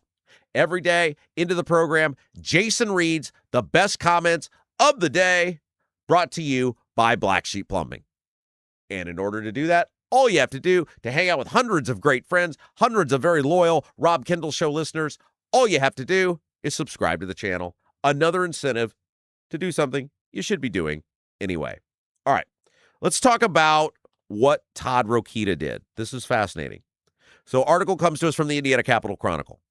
Todd Rokita, Attorney General for the state of Indiana, is threatening to hold the city of Merrillville accountable over something I don't know if they've even done it yet. This is very interesting. So it says, Todd Rokita is threatening to sue the town of Merrillville. Now, for those of you who don't know, Merrillville, on your way to Chicago. Just go northwest. You'll run right into it. The region, as they like to say. And Merrillville, he's threatening to sue the town of Merrillville over its efforts, quote, efforts to sabotage a new federal immigration detention facility in the area. Now, the response from the town of Merrillville is saying, look, we haven't done anything wrong. Our local leaders are against this, and we're expressing our First Amendment about being against us. You can't sue us over the First Amendment, and we haven't done anything wrong or illegal. Rokita fired back, and I'll tell you about what's going on here in just a second. Quote, Indiana will not tolerate any kind of sanctuary-style obstruction of immigration enforcement from local government officials. Merrillville's efforts to sabotage ICE's attempts to create a new detention space for illegal aliens are unlawful. All right, so here's what happened. Last year, the Washington Post had an article that said the U.S. Immigration and Customs Enforcement wanted to hold 80,000 immigrant detainees, so illegal immigrants that they've apprehended, in industrial warehouses, including potentially, that's the keyword, potentially Merrillville. Merrillville claimed, the town, according to the Chicago Tribune, we don't know anything about this. That's all news to us. Everything the Washington Post is reporting is news to us. Merrillville's town council responded to that report in January by passing a resolution agreeing to oppose any attempt to convert existing warehouses into ICE facilities. So the Merrillville Town Council came out and said, we don't know about this. Nobody's told us anything about this, but we're against it. We oppose it if it happens. On his website, the council president, Rick Bella is his name, wrote that warehouses were built for industrial use, quote, not human occupancy at detention scale levels, and that such a conversion would place, quote, unanticipated demands on the town's water, sewer, police, fire, emergency services, and other resources. Okay, let's stop for a second. Just take the ICE out of the equation for a minute, right? Because that's always super controversial. He's not necessarily wrong about that. Like, just for me, as someone who has served in local government, if you were like, we're dropping 80,000 people potentially into your town, As a local government official, you would be like, whoa, whoa, whoa. Like, let's just say they weren't illegal immigrants. 80,000 people are descending upon fill in your favorite suburban town or city. They're probably not, from an infrastructure perspective, equipped to handle that. You'd also want to know things like, who's going to pay for this? Who's paying us for this? Hey, what about our sewer plant, our water treatment facility? What we got to house all, we got to create our roads, people to get there, get out.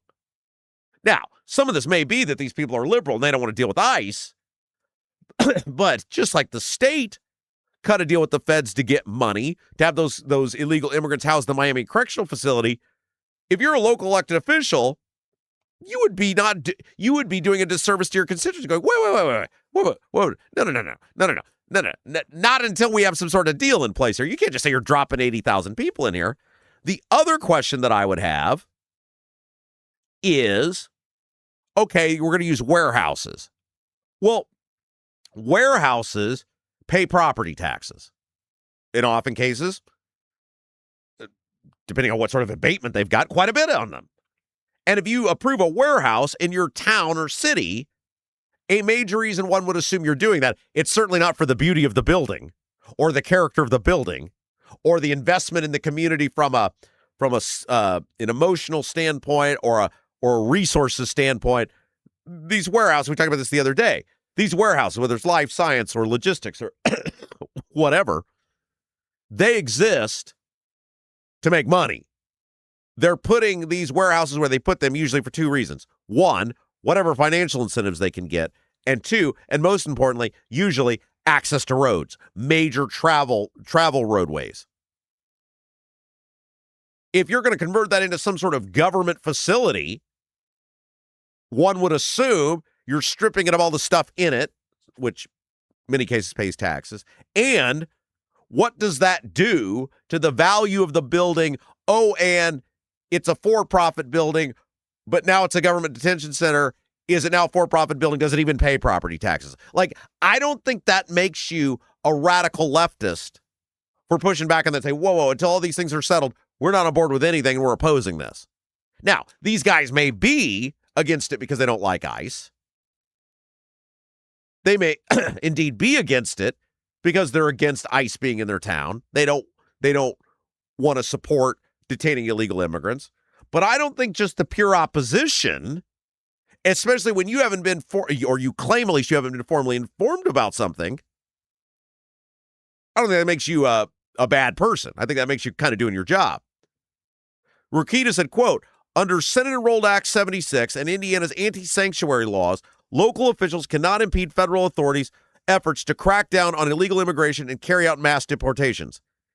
If they don't change course immediately, we will hold them accountable. Okay, but nothing's happened yet.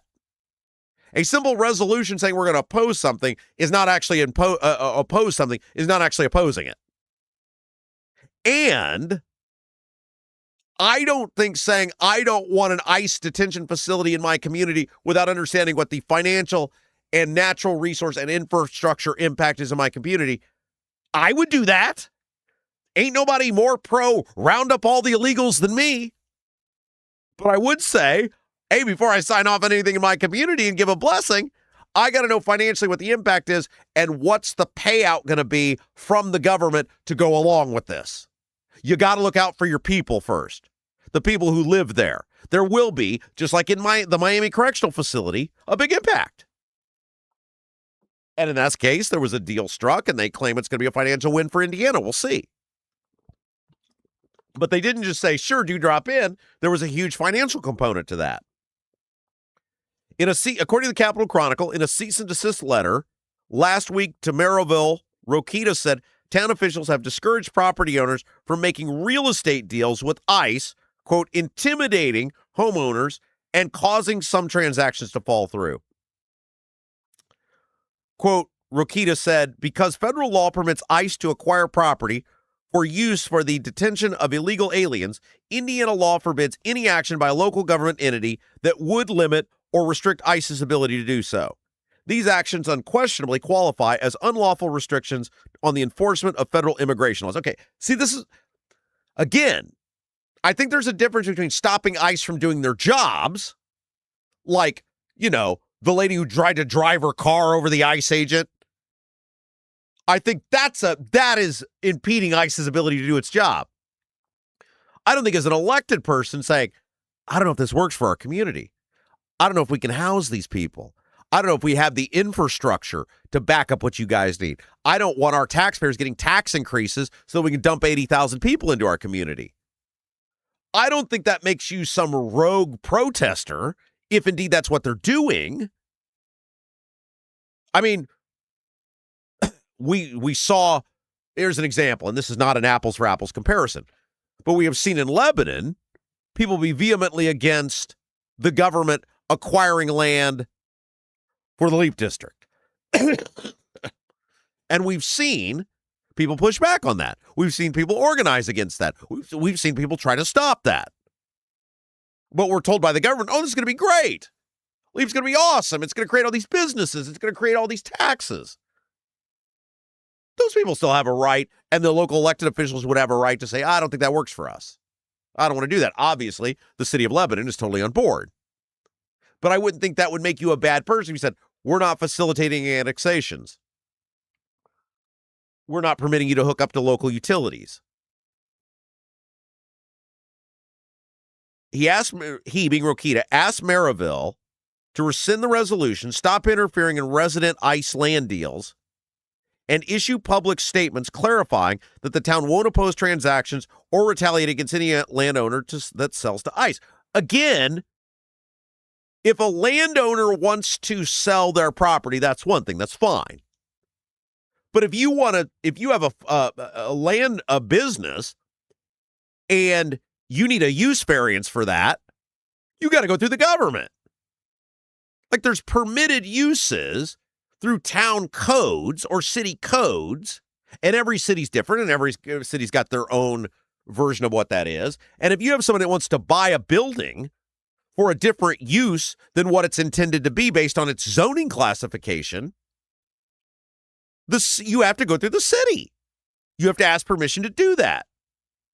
There's a reason for that. It's to protect the value of like-minded properties. It's to protect the value of properties in the area. It's to provide certainty for businesses. Look, I'm not an expert, but if you're looking at starting a business and you say, well, there's a warehouse there, it makes widgets there, hours of operation are 9 to 5. There's minimal traffic after 5 p.m.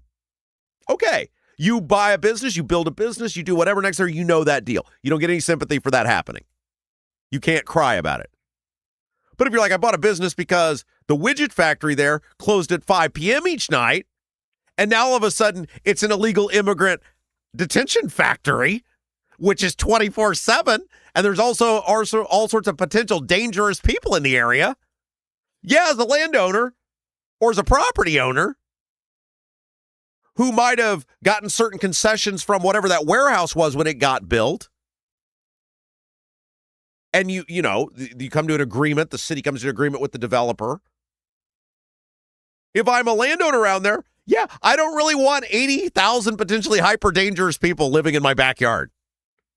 I'm sure ICE does a fine job housing them. I don't want them there. And it's a whole different ballgame. Again, I don't think the city having a say in it, which would be no different than any other developer or business coming in that wants to take an existing development and use it for something different other than the approved and intended use. It's why we have zoning classifications. It's why we have land use. It's why they call them a variance. If you want to do something other than the intended use or the code, you go in front of a board of zoning appeals. You ask for a variance, a use variance.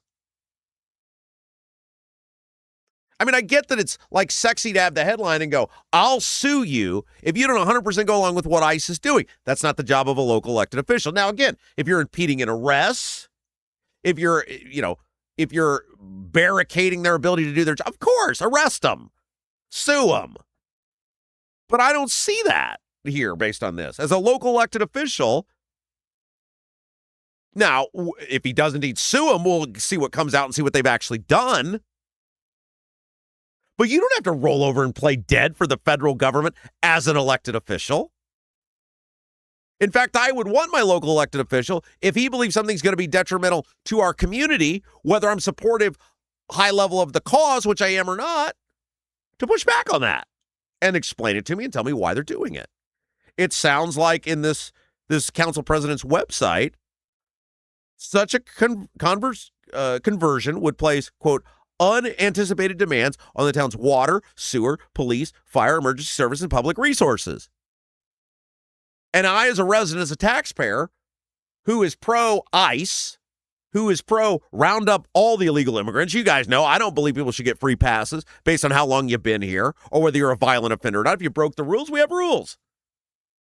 But I'd also want my elected official to make sure that anything that's happening, that the federal government is the one paying for it, just like we found with the Miami facility, just like the deal that was cut there, and make sure I, as a local taxpayer, am not on a hook for the federal government doing their job. I'll pay my taxes as a federal taxpayer, and I'm happy to do that, and I'm happy with that money going towards rounding up and getting illegal immigrants out of the country. But I don't think it makes you some anti-American radical leftist just by saying, hey, we need to make sure our community's taken care of. Rokita threatened to sue if the town doesn't comply by July 15th. Town leaders, quote, fully and wholeheartedly intend to honor and adhere to all laws of the state of Indiana and the United States. We are oath-bound to do so, the town of Merrillville wrote. We hope that the Attorney General agrees with us that this expression of the opinion of the Town Council of Merrillville, not having the force of law, but expressing its sense on a matter of great public import, is consistent with the First Amendment and Indiana Constitution and not at all violative of the immigration law.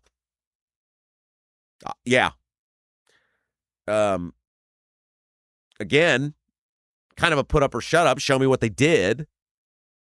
Kind of seems like a headline grab here, but I also don't necessarily think that you are necessarily some anti-ICE, radical leftist, illegal immigrant loving chaos merchant because you're like, hey, I want to make sure the community's taken care of. So maybe Rokita will sue him. Maybe it'll all come out in the public discourse, in the FOIA and the whatever they call that, discovery.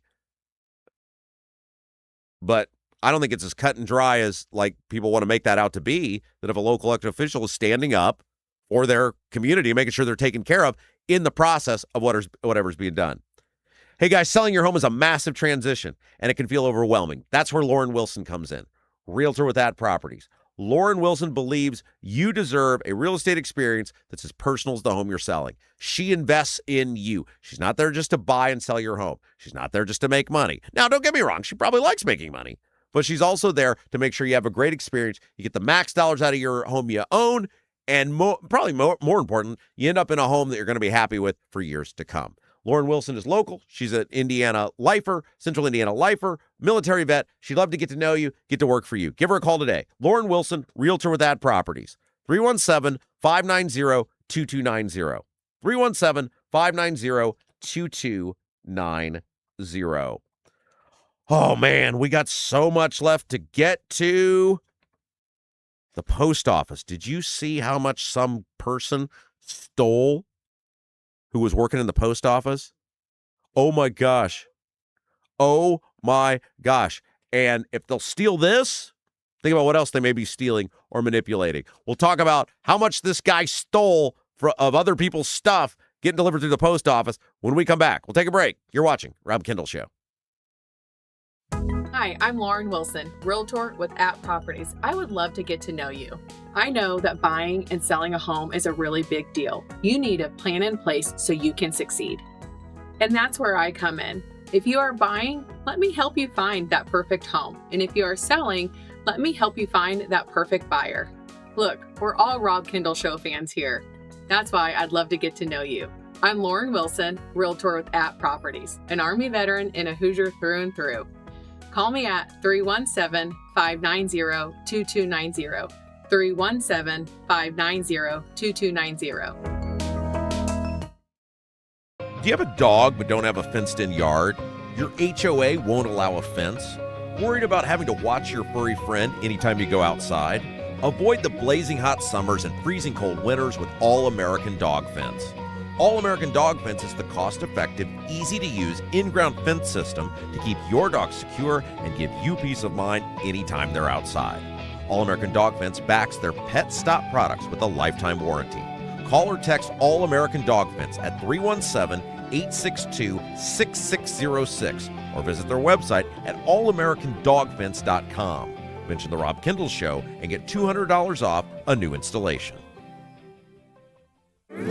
Buying a home or thinking about refinancing? Work with someone local who understands the Central Indiana market. Gary Tedrow with Verity Mortgage helps homebuyers and homeowners explore options for purchasing, refinancing, or even consolidating higher interest debt through their mortgage. Gary's approach is simple, clear advice, and personalized guidance, so you can make confident decisions. Visit loansbygary.homes to learn more or get started today. You've got nothing to lose but dollars on your mortgage payment. So call for a free, no-obligation quote, 317-695-5179. Gary Tedrow, NMLS number 179207 with Verity Mortgage, NMLS number 70345, an equal housing opportunity lender.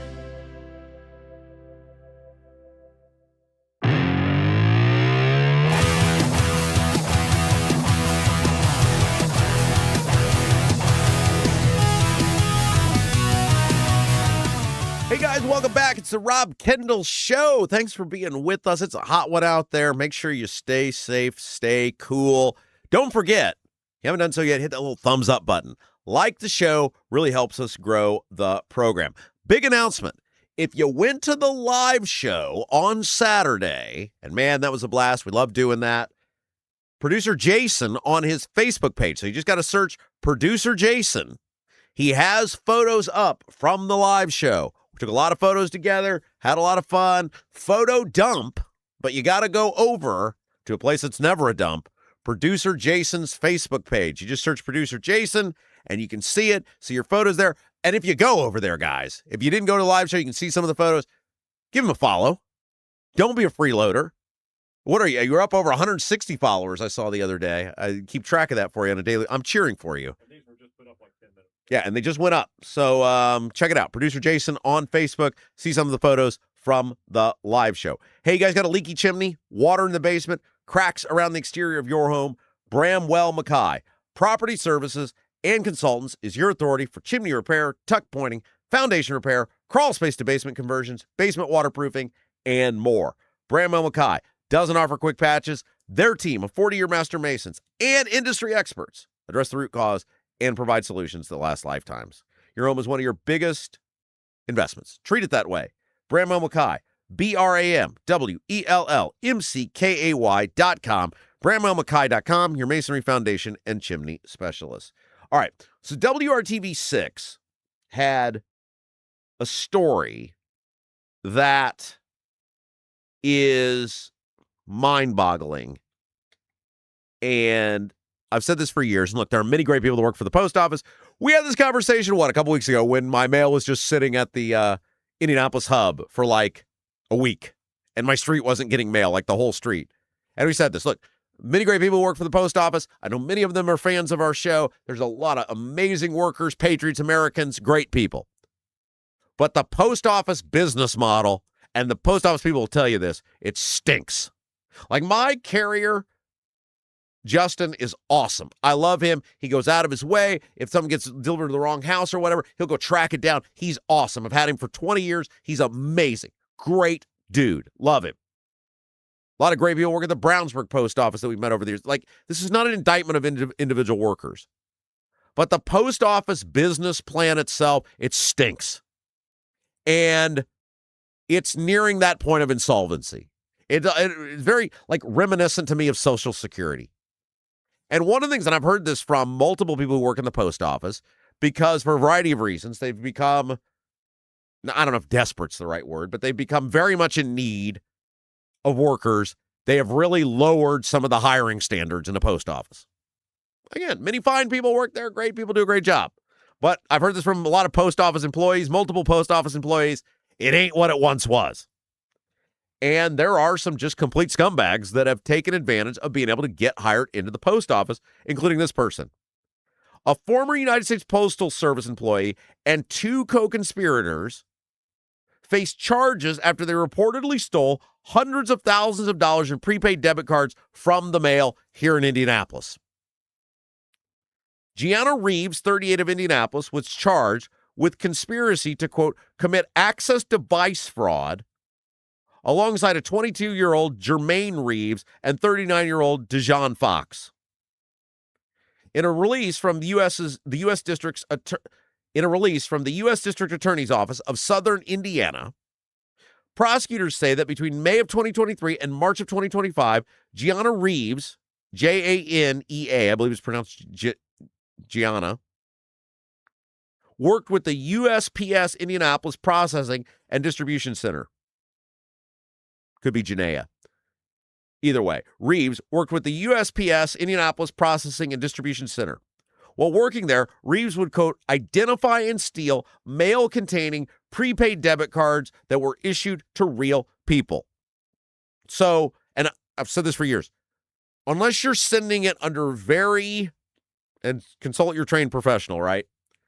But unless you're sending it under something with a tracker, with a monitor, that you watch it the entire way, I would never send anything of value to the post office, ever. Money, gift cards, none of it. This is not grandma 30 years ago. It's changed. There's a lot of people like this working there. So these were prepaid gift cards that are being sent to people. This person, Reeves, was able to identify either through the packaging or, hey, this looks like it could be a birthday card or whatever. We'll open it. We'll take it, what at least appears based on this reporting. Somehow able to track down which were likely to be the gift cards and then confiscate them, according to authorities. Jermaine Reeves and Fox were not USPS employees, but reportedly, quote, entered the facility and stole the mail. You had non-post office employees. There is apparently, at the Indianapolis facility, so little oversight or tracking or whatever that over multiple years, according to authorities, you had non-post office employees entering the post office facility, stealing the mail. Janae Reeves was also charged with, quote, committing illegal transactions with an access device. Fox and Jermaine Reeves were charged with 2 counts of mail fraud. Detectives say while they have identified at least 3,000 victims, they've been unable to contact them. 3,000 victims over 2 years. You had non-post office employees, and I think this is the one that really pisses me off. You had non-post office employees accessing mail and stealing it. It wasn't just a rogue employee. It was also allowing non-post office employees access to the facility to steal mail. Total violation of people's privacy. And again, it comes back to, there's nothing you can really do about this because the post office has a monopoly on the mail in the mailboxes. Yeah, you got the UPS, you got the FedEx, you got Amazon, but they can't touch the mailbox. Anything that goes in the mailbox by order or edict of the government has to go through the post office. Guys, that's crazy because you have this sort of behavior going on. 3,000 victims, but they can't contact them. If I were you, do whatever you want. If I were you, I would never send money or valuables through the post office without a serious ability to track it at all times. And even then, man, we see a lot of people get ripped off on that too. The post office is a nightmare. And again, a lot of fine people work for the post office. A lot of people put their lives into the post office. A lot of people get up and go work every day, do a fine job for the people at the post office. But this whole operation now is a dumpster fire. And instead of doing the stuff to actually save the post office, it's very reminiscent to Social Security, what we talked about with that. Everybody's known for years, for decades now, the post office is in big trouble. And the great people that are working at the post office and their jobs potentially are in big trouble. But we just keep ignoring it, putting our head in the sand like, here's another rate increase. But it's just like with Social Security. You could throw infinite money on it. It won't solve the problem. The business plan is broken, and the business plan is broken because the post office can always rely on its government-endorsed and supported monopoly to keep the lights on, to keep the doors open. Apparently the doors were way open. These people just walked right in and stole the mail. Something's got to change there. I mean, and it's frustrating because you would think with Trump in office, it's like Mitch Daniels. When he was elected governor, one of the lasting legacies of Mitch Daniels was his reform of the BMV. Today, you still go to the BMV. It's a pretty, most of the time. I know some people have bad experiences, but it's a pretty easy experience for the most part. In and out. Pretty quick. May not always get the answer you want, but you can get to somebody.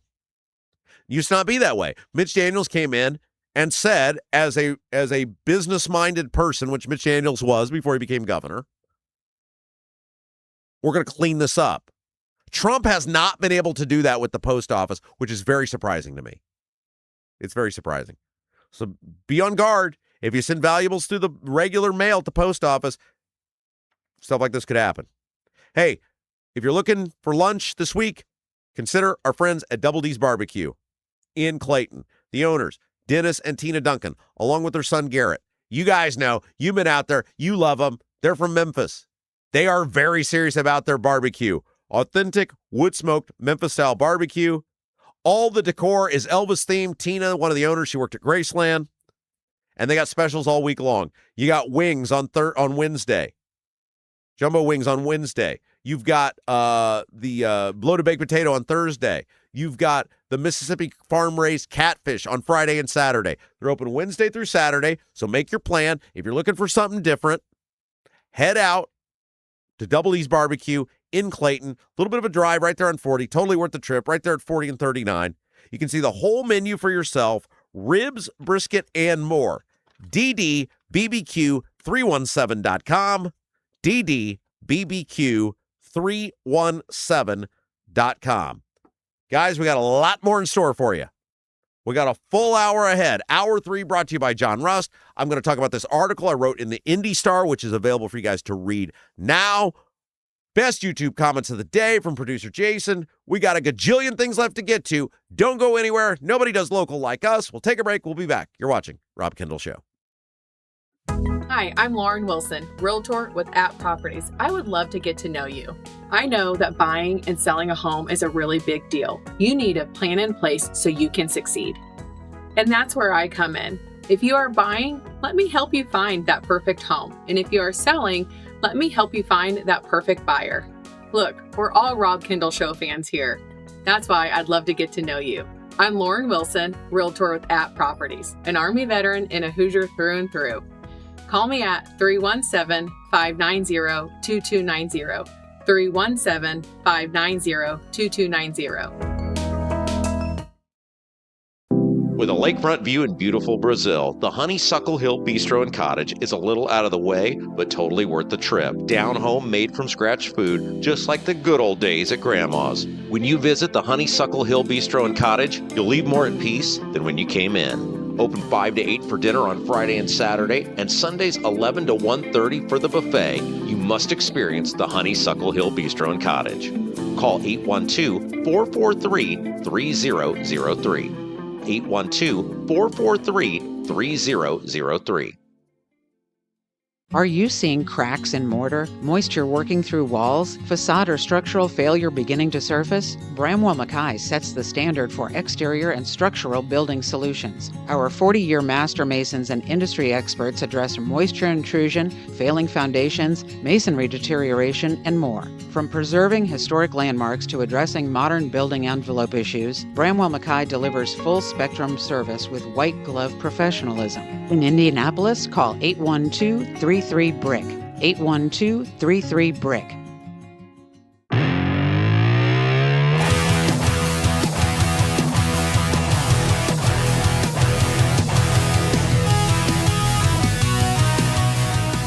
Hey Guys, welcome back. It's the Rob Kendall Show. Thanks for joining us. Nobody does local like us, 3 hours a day, every day. And, of course, we got the best YouTube comments of the day coming up. Hour 3 brought to you by our great friend, John Rust. And we've got a whole bunch more to get to, including I wanted to take up a moment of personal privilege, I think is what we call it in the business. A moment of personal privilege to talk about this article I have in the Star. And there's when I write, I went years without writing. I used to really enjoy writing and did columns for various publications for many, many years. I really enjoyed writing because I always felt writing put guardrails, restraints around articulating thought that radio did not. Right? So, what I'm talking about is when you write a column, whatever publication it might be, and so now, obviously, I'm a guest columnist for the Indy Star, they kind of give you a word count. And it's not a firm thing, especially in the era where, a lot of people are digital readers, but they do give you an idea. Hey, I'm going to need 1,100 words, or I'm going to need 1,300 words, or, for smaller stories, I'm going to need 700 words. Now, I'm a rare exception where the bigger the word count, the easier it is for me because I write sort of the way I speak in very broad terms. I write with a very broad brush, and then the way I do this is I'll write it, and then I narrow it down. I'll get done with it, and it may be 30% bigger than what they asked for, and you got to start eliminating stuff, narrowing stuff down, editing it, etc. But I always thought writing was fascinating because it puts guardrails around you that forces you to articulate your thoughts in a concise manner that radio doesn't, or that now podcasting doesn't. I mean, one of the things I love about this show here, I ain't got no restrictions. Read the sponsors. That's the restriction. Make sure the ads all play. That's it. Radio, at least you got to have this done in 7 to 10 minutes. Remember all the time telling bosses, there's no way I can do this in 7 to 10 minutes. No way. It's too complicated. Well, then we might not be able to do it. Here, we can spend as much time as we want on any topic. If I want to spend 30 minutes on something, I'll do it. If I think it's important for you to know about, if I think it's important for you to learn about, I'll do it. And so while that's great, I mean, it's just perfect for me, it doesn't really hone the ability to narrow your thoughts. Get on with it, Poindexter. And that's what you really have to do with writing, because there's a parameter around it.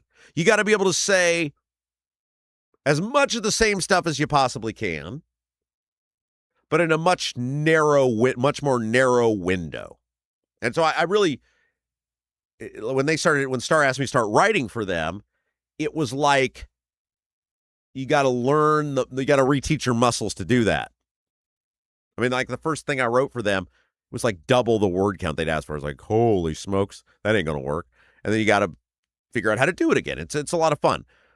My point in all this is when you write and you have to really narrow your thoughts because of your word count requirement, you really have to focus on things that matter most. Not only the idea of your topic, I mean, really the topic itself. Sometimes here, you guys notice this, we talked about this a little bit at the live show. I'll be started on a topic, and then in the middle of me talking about the topic, it'll dawn on me, oh, yeah, I need to mention that too. And then I'll branch off for 10 minutes and then, come back to the topic. Why? Because I have infinite time and the ability to go as long as we want to go. Doesn't matter.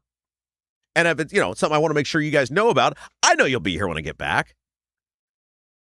You can't do that with writing. You have to really focus on, here's the things I want to say. Here's the most important stuff. Here's the memo people need to get home. And so that brings me to the column that we did today, which is out in the Indy Star, which is about what happened to Diego Morales. Obviously, Diego Morales resoundingly defeated at convention. Diego Morales humiliated at convention. I mean, the idea that a sitting office holder who spent 4 years running a 24/7 campaign machine, that's what Diego Morales did. He used the office as a 24/7 campaign machine, enabled and allowed by the Republicans.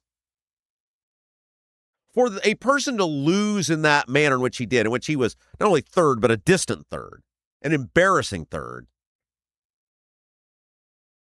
that is really worth noting and talking about. Something happened. And for it all to fall apart in a month, basically, month and a half, that's something worth talking about. What went down? And a lot of people said, in the wake of Diego losing, congratulations, Rob, you finally took down Diego. And you guys know I'm never one to deny credit for anything, even if I don't deserve it. But the more I thought about it, I started telling people, I said, I'd love to take credit for this. I think nobody more exposed. If you'd have said, Rob, congratulations, nobody more exposed Diego's corruption than you, I would take credit for that. I think that's accurate.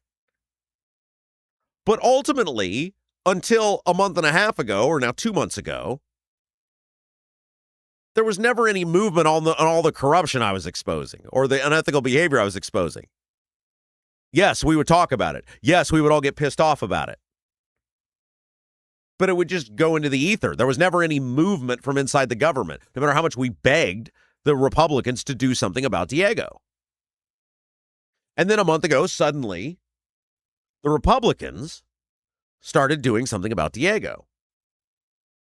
And so it sort of sparked me to think about, and then, I pitched this to our friends at the Star, James Briggs, Jacob Stewart, the opinion editors over there. And they're like, yeah, this would be great. Write a column about it. And I started thinking about, well, what actually happened? Who actually caused the demise of Diego Morales? Because the Republicans want you to believe, we took care of it. We cleaned house. We dealt with our dirty laundry. The reality is they haven't dealt with anything. Until Diego Morales is formally investigated, or the Republicans call on Diego Morales to be formally investigated, criminal investigation by Ryan Mears, the Marion County prosecutor, and the Inspector General, an ethics investigation by the Inspector General, they're not dealing with anything. I did find this fascinating that State Rep Andrew Ireland couldn't fast enough call for a criminal investigation into Joe Hogsett with the latest allegations of corruption surrounding him.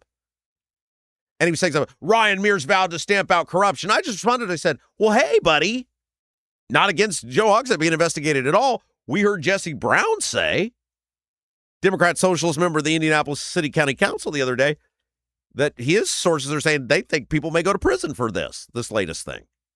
Doesn't mean they will. That's what he's saying. So no problem investigating Hogsett's corruption, but how are you with a straight face going to demand an investigation into Joe Hogsett when you, Andrew, sat silent for years with Diego Morales? How are you going to demand an investigation that, hey, we need to get serious about corruption when the guy is still in your own building? He's still the Secretary of State. He's still drawing a paycheck. Diego Morales still has access, now with nothing to lose, of millions of people's personal information and tens and tens, hundreds of thousands of businesses. How can you, with a straight face, Andrew Ireland, possibly demand a criminal investigation for corruption into Joe Hogsett when you've done nothing about Diego Morales? And so I started in the guise of who actually brought about the demise of Diego. Yes, it was the Republicans finally doing something about Diego. The coordinated effort between Jim Banks and Todd Rokita and Daniel Elliott and Victoria Spartz and others who did nothing for 4 years, who enabled the behavior, who in the case of Banks and Rokita endorsed it. I mean, they endorsed Diego. You have to say they endorsed the behavior. It wasn't like the behavior was private. And yes, them turning on him in unison gave the delegates instruction to do the same. But these people didn't do this out of the goodness of their heart. They didn't do it because they're not the Grinch where Todd Rokita's desire to hold Diego Morales grew 3 sizes that day and he found the strength of 10 attorney generals plus 2. They did it because they knew Diego was going down. They knew Diego Morales was going to lose that office. And if you look at what had changed, and look, they can say whatever they want about the illegal or the non-citizen that was serving as deputy chief of staff. By the way, where is Alina Cupsey? Where did she go? Why did that story just go away? You had a deputy chief of staff with no qualifications on paper for that position whatsoever, it appeared, who was a non-citizen. And the treasurer of the state of Indiana claimed she was in the country illegally. How did that story just go away? Where did this woman go to? Why does nobody know where she's at? Look, lots of people leave state government and they have high-ranking positions. They go to other prominent places. They don't disappear. They go run nonprofits, or they go to other government entities, or if they go to the private, like legit private sector, they've got like CEO type positions or management type positions. You know where they went, and they want everybody to know because they're still elevating their career. This woman has disappeared. Where did she go? And why can't we get clarification on what Daniel Elliott said? And damn it, I blame myself. When Elliott and I had the back and forth, the one thing I forgot to ask him was, what proof do you have she was in the country illegally? Because he said it.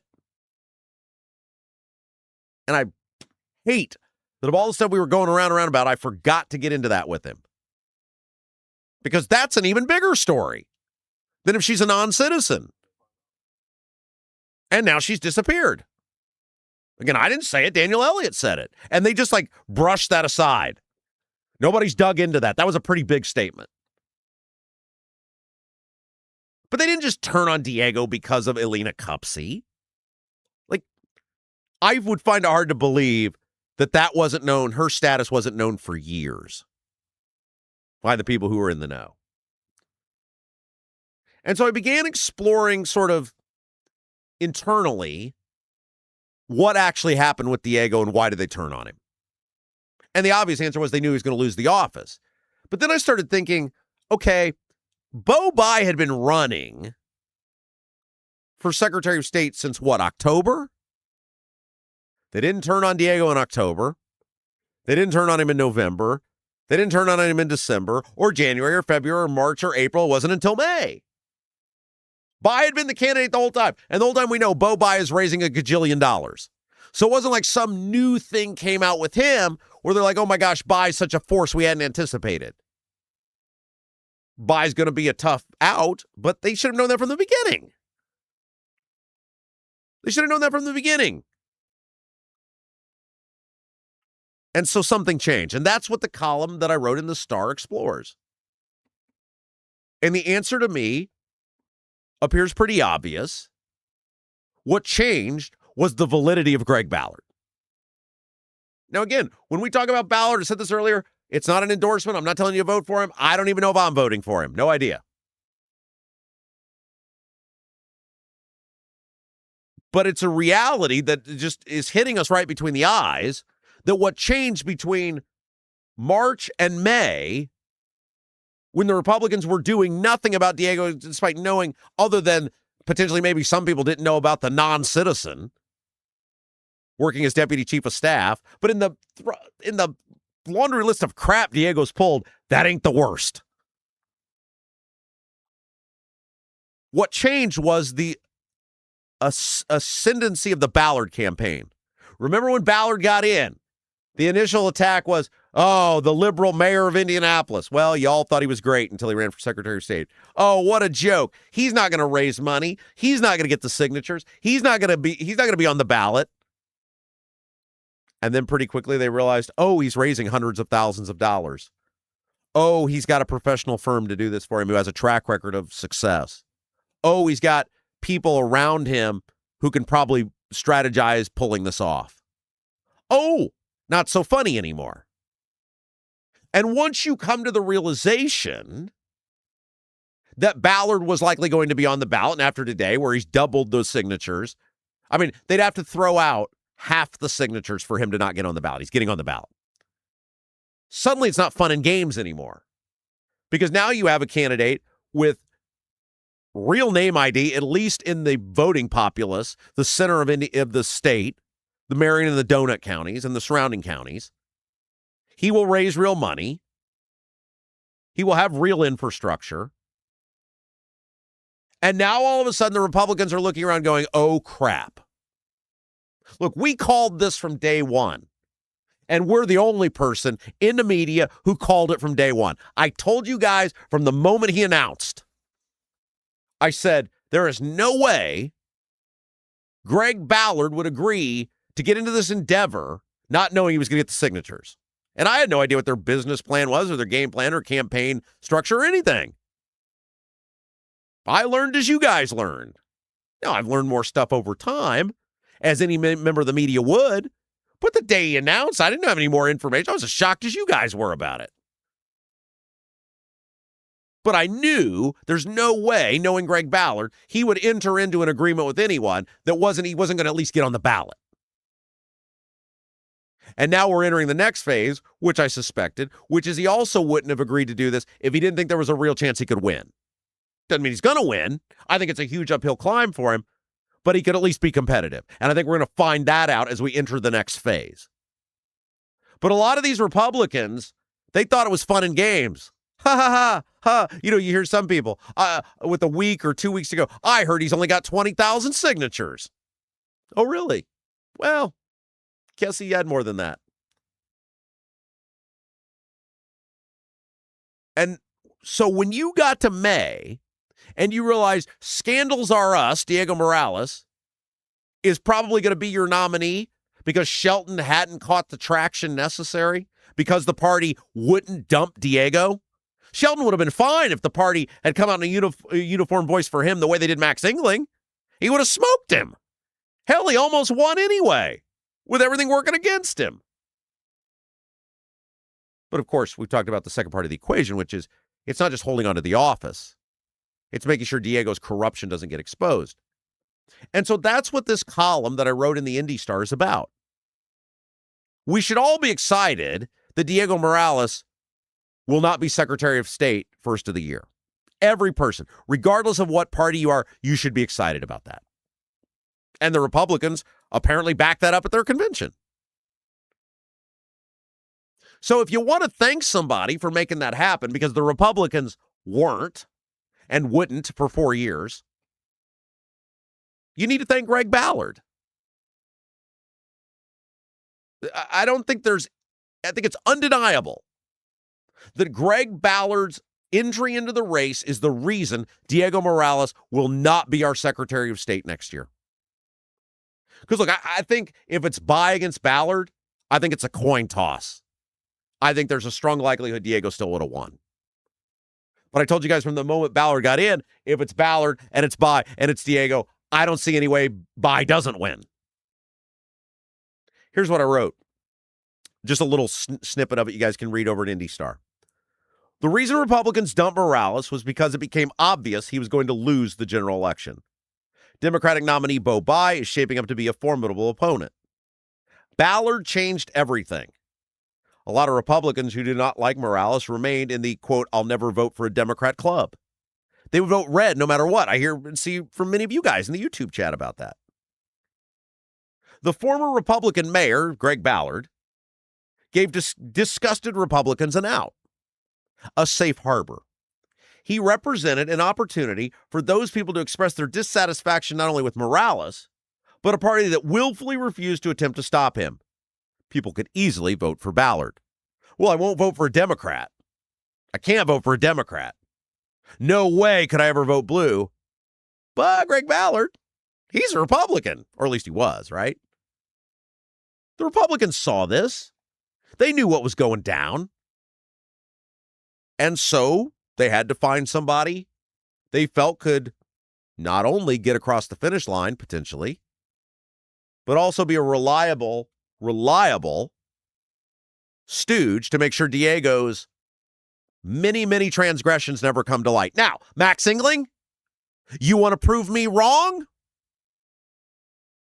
Publicly call and get Banks and Rokita to stand there with you. I know you guys are all buddies.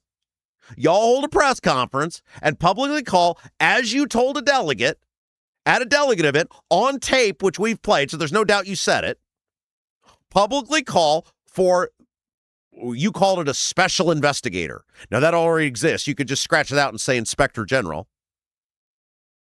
But if you want to use the term special investigator and word it however you want, that's fine. I don't care.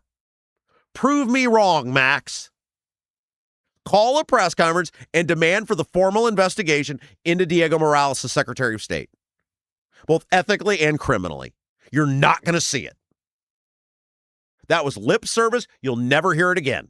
Now, if I'm by and I'm Ballard, I'm all over that audio. I'm sure they've got it already cut. If you guys need it, let me know. We'll play it again for everyone to hear. If I'm Bo By and I'm Greg Ballard, I run that as a campaign ad.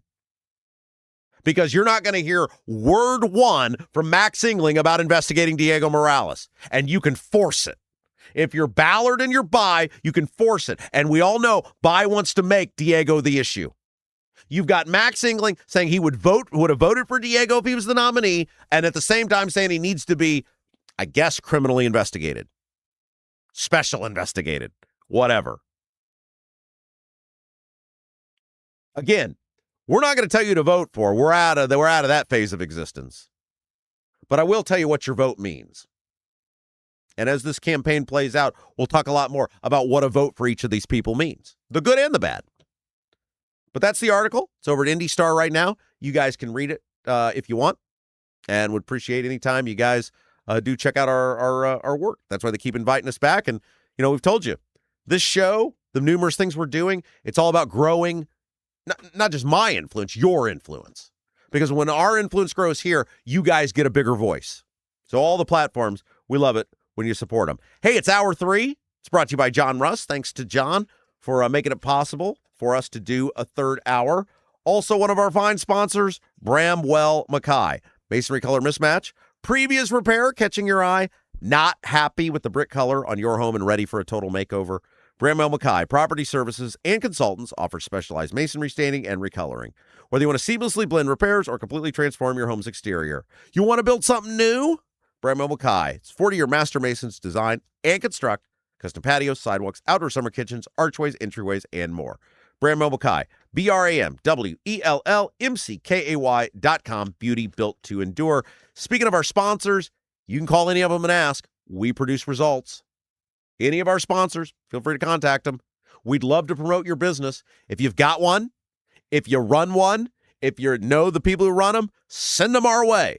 We'd love to get to know you, put our fabulous, fabulous marketing skills to work for you in front of thousands of very, very loyal, passionate listeners and viewers each day. Send me an email, sales@robkendallshow.com, sales@robkendallshow.com.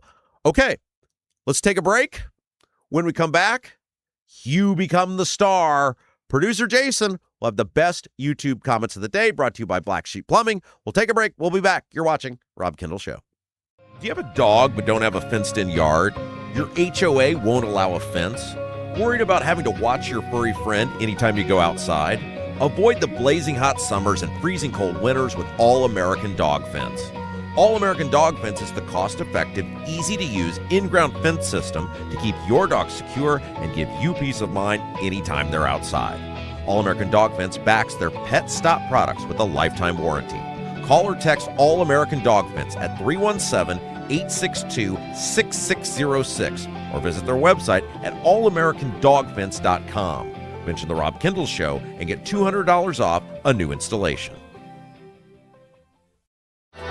Right now, everything's expensive. That includes things you need around the house. If your water heater, water softener, or well pump goes out, or even if your toilet stops working, you could be looking at a major expense. Don't let your next call to a plumber break the bank. Call John at Black Sheep Plumbing. John is a Hoosier lifer who takes pride in and stands behind his work. That's why all basic services and repairs with Black Sheep Plumbing come with a 2-year parts and labor guarantee, with water heaters having a 6-year parts and tank guarantee.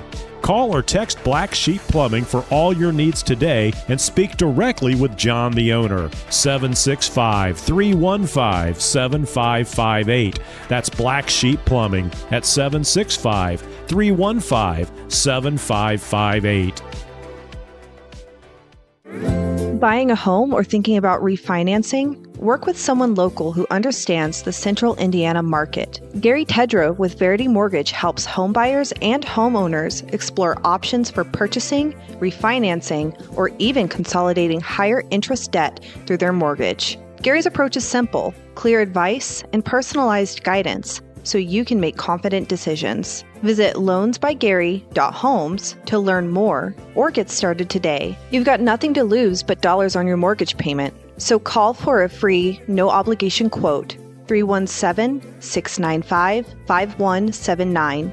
Gary Tedrow, NMLS number 179207 with Verity Mortgage, NMLS number 70345, an equal housing opportunity lender.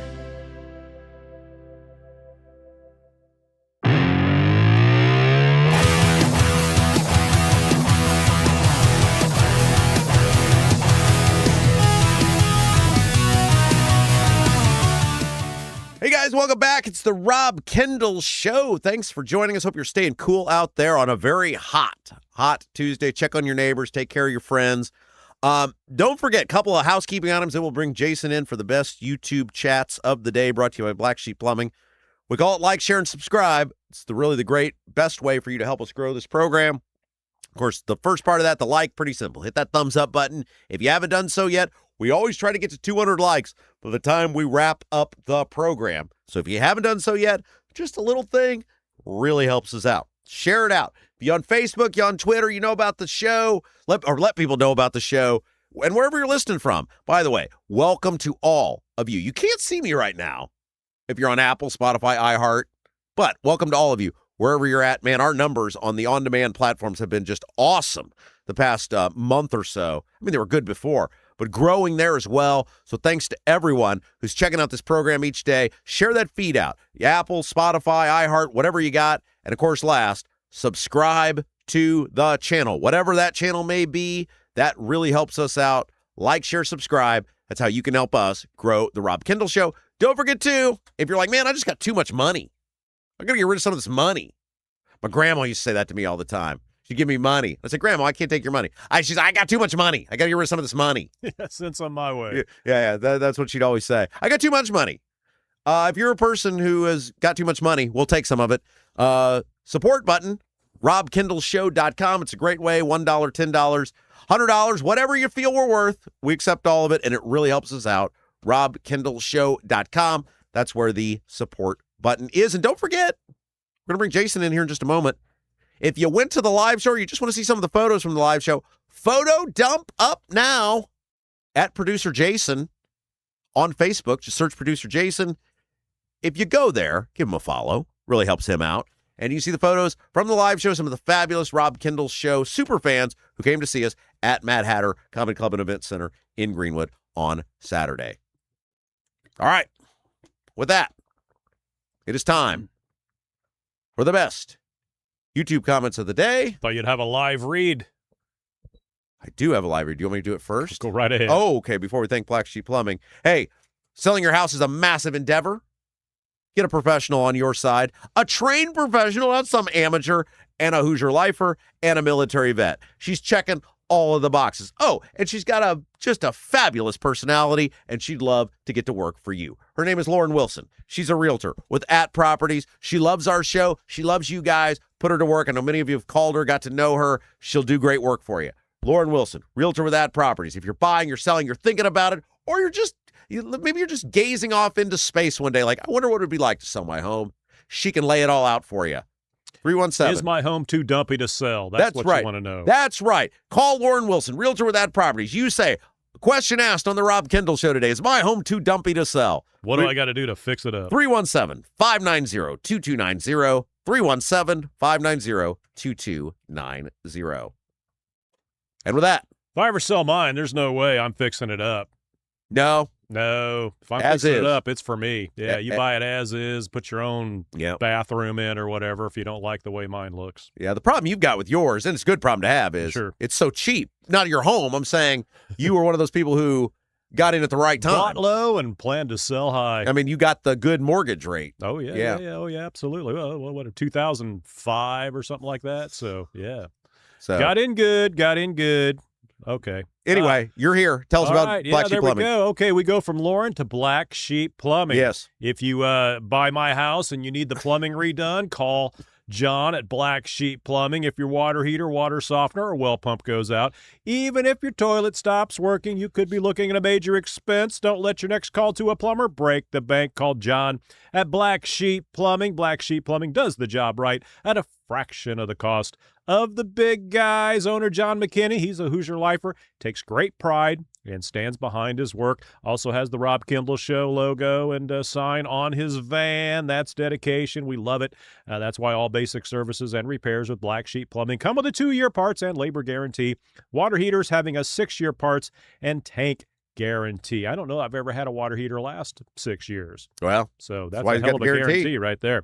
765-315-7558. 765-315-7558. Black Sheep Plumbing.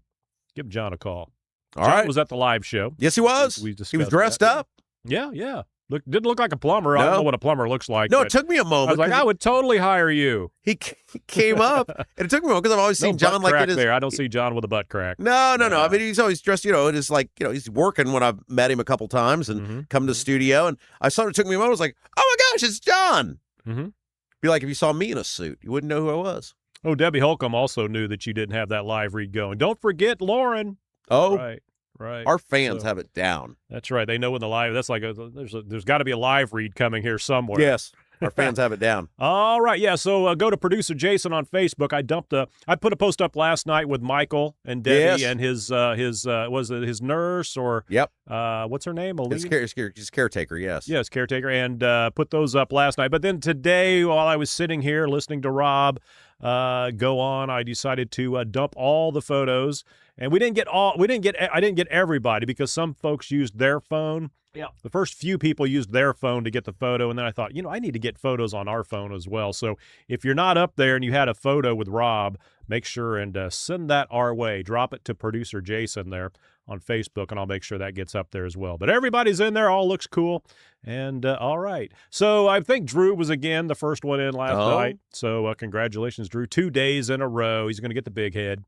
And this morning, I'm not quite sure because there were all kinds of ducks and stuff going on. Rock Laws was in, like putting a whole, and he said they were playing Duck, Duck, Goose or something. I'm not really sure. But, little game before the show. What was going on, but it kind of, which is awesome. You guys play any game you want, do all that, but I wasn't really sure where the mornings started and evening ended, but nonetheless. Yeah. We'll get started today with Charles Ludy. Good morning, Robblehead crew. It's another barn burner. That's right, both the show and the weather. Yeah, it's hot out there. Yeah. The 06010 board, 10th Amendment. What's the 10th Amendment? Which one is that? The 10th Amendment. Yeah. The 10th. That's a liquor store, isn't it? And then he goes on. On the other hand, I think that's right. A clean save act seems warranted. Yeah. You think? Well, I think that's related to the states' rights and the voting and what the states. Yeah, I'm sure he wasn't talking about the liquor store. Chain. The 10th Amendment is not the liquor store. Yeah.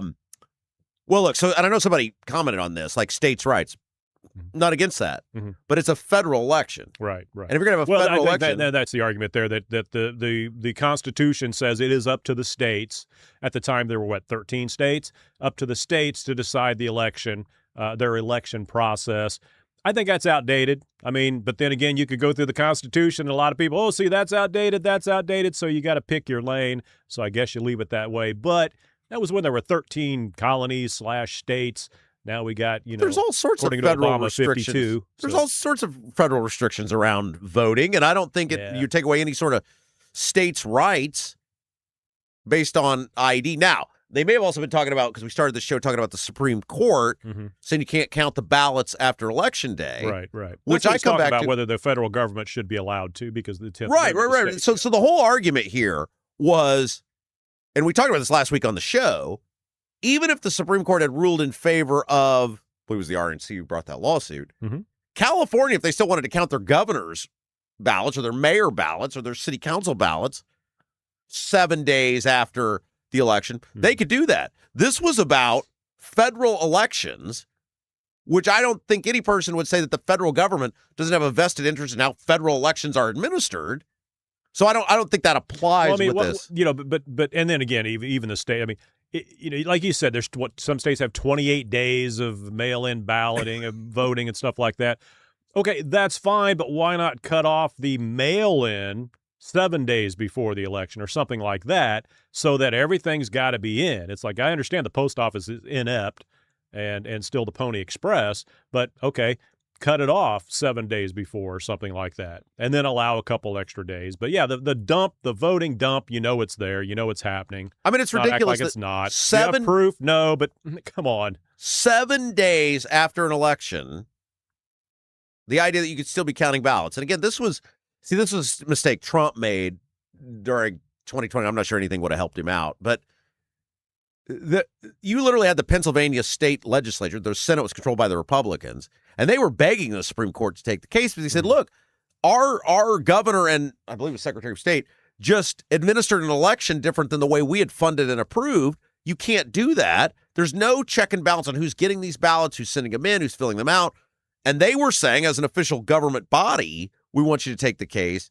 That's where the potential for shenanigans come in. Shenanigans. When you don't know who's getting the ballot, who's filling it out. How many more do we need to win? And 7 days after the election, you still don't know who's won the election. That's ridiculous. Right. All right. I mean, if you're really good at sneaking those ballots in, you're not going to get caught. So, no, you don't have proof, but it just opens the door for it. So that would be my opinion. All right. The old man, Barrett, is a bigger disappointment than Roberts. Roberts admitted to being liberal conservative. Barrett portrayed herself as a staunch Catholic conservative.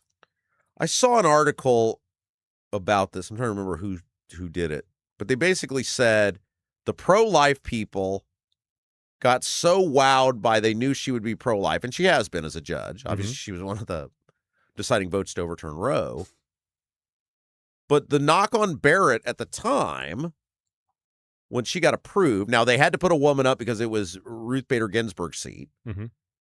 They went with her. She was in the running, I think, when Kavanaugh got the call. But the knock on her was there's a whole lot of rulings on her that are kind of squirrely outside of like this area where she's really good. But the pro-life people were like, it's Roe. And they all stood behind her. And it's like, who's oddly been very good is Kavanaugh.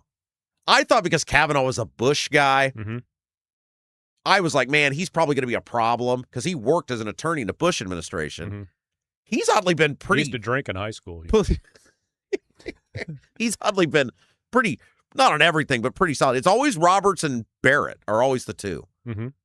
Let's see. Charles Luty, KBJ, is not the same level of idiot as Sotomayor, but the old man adds, other DEI hires are looking at KBJ and say, dang, she gives DEI a bad name.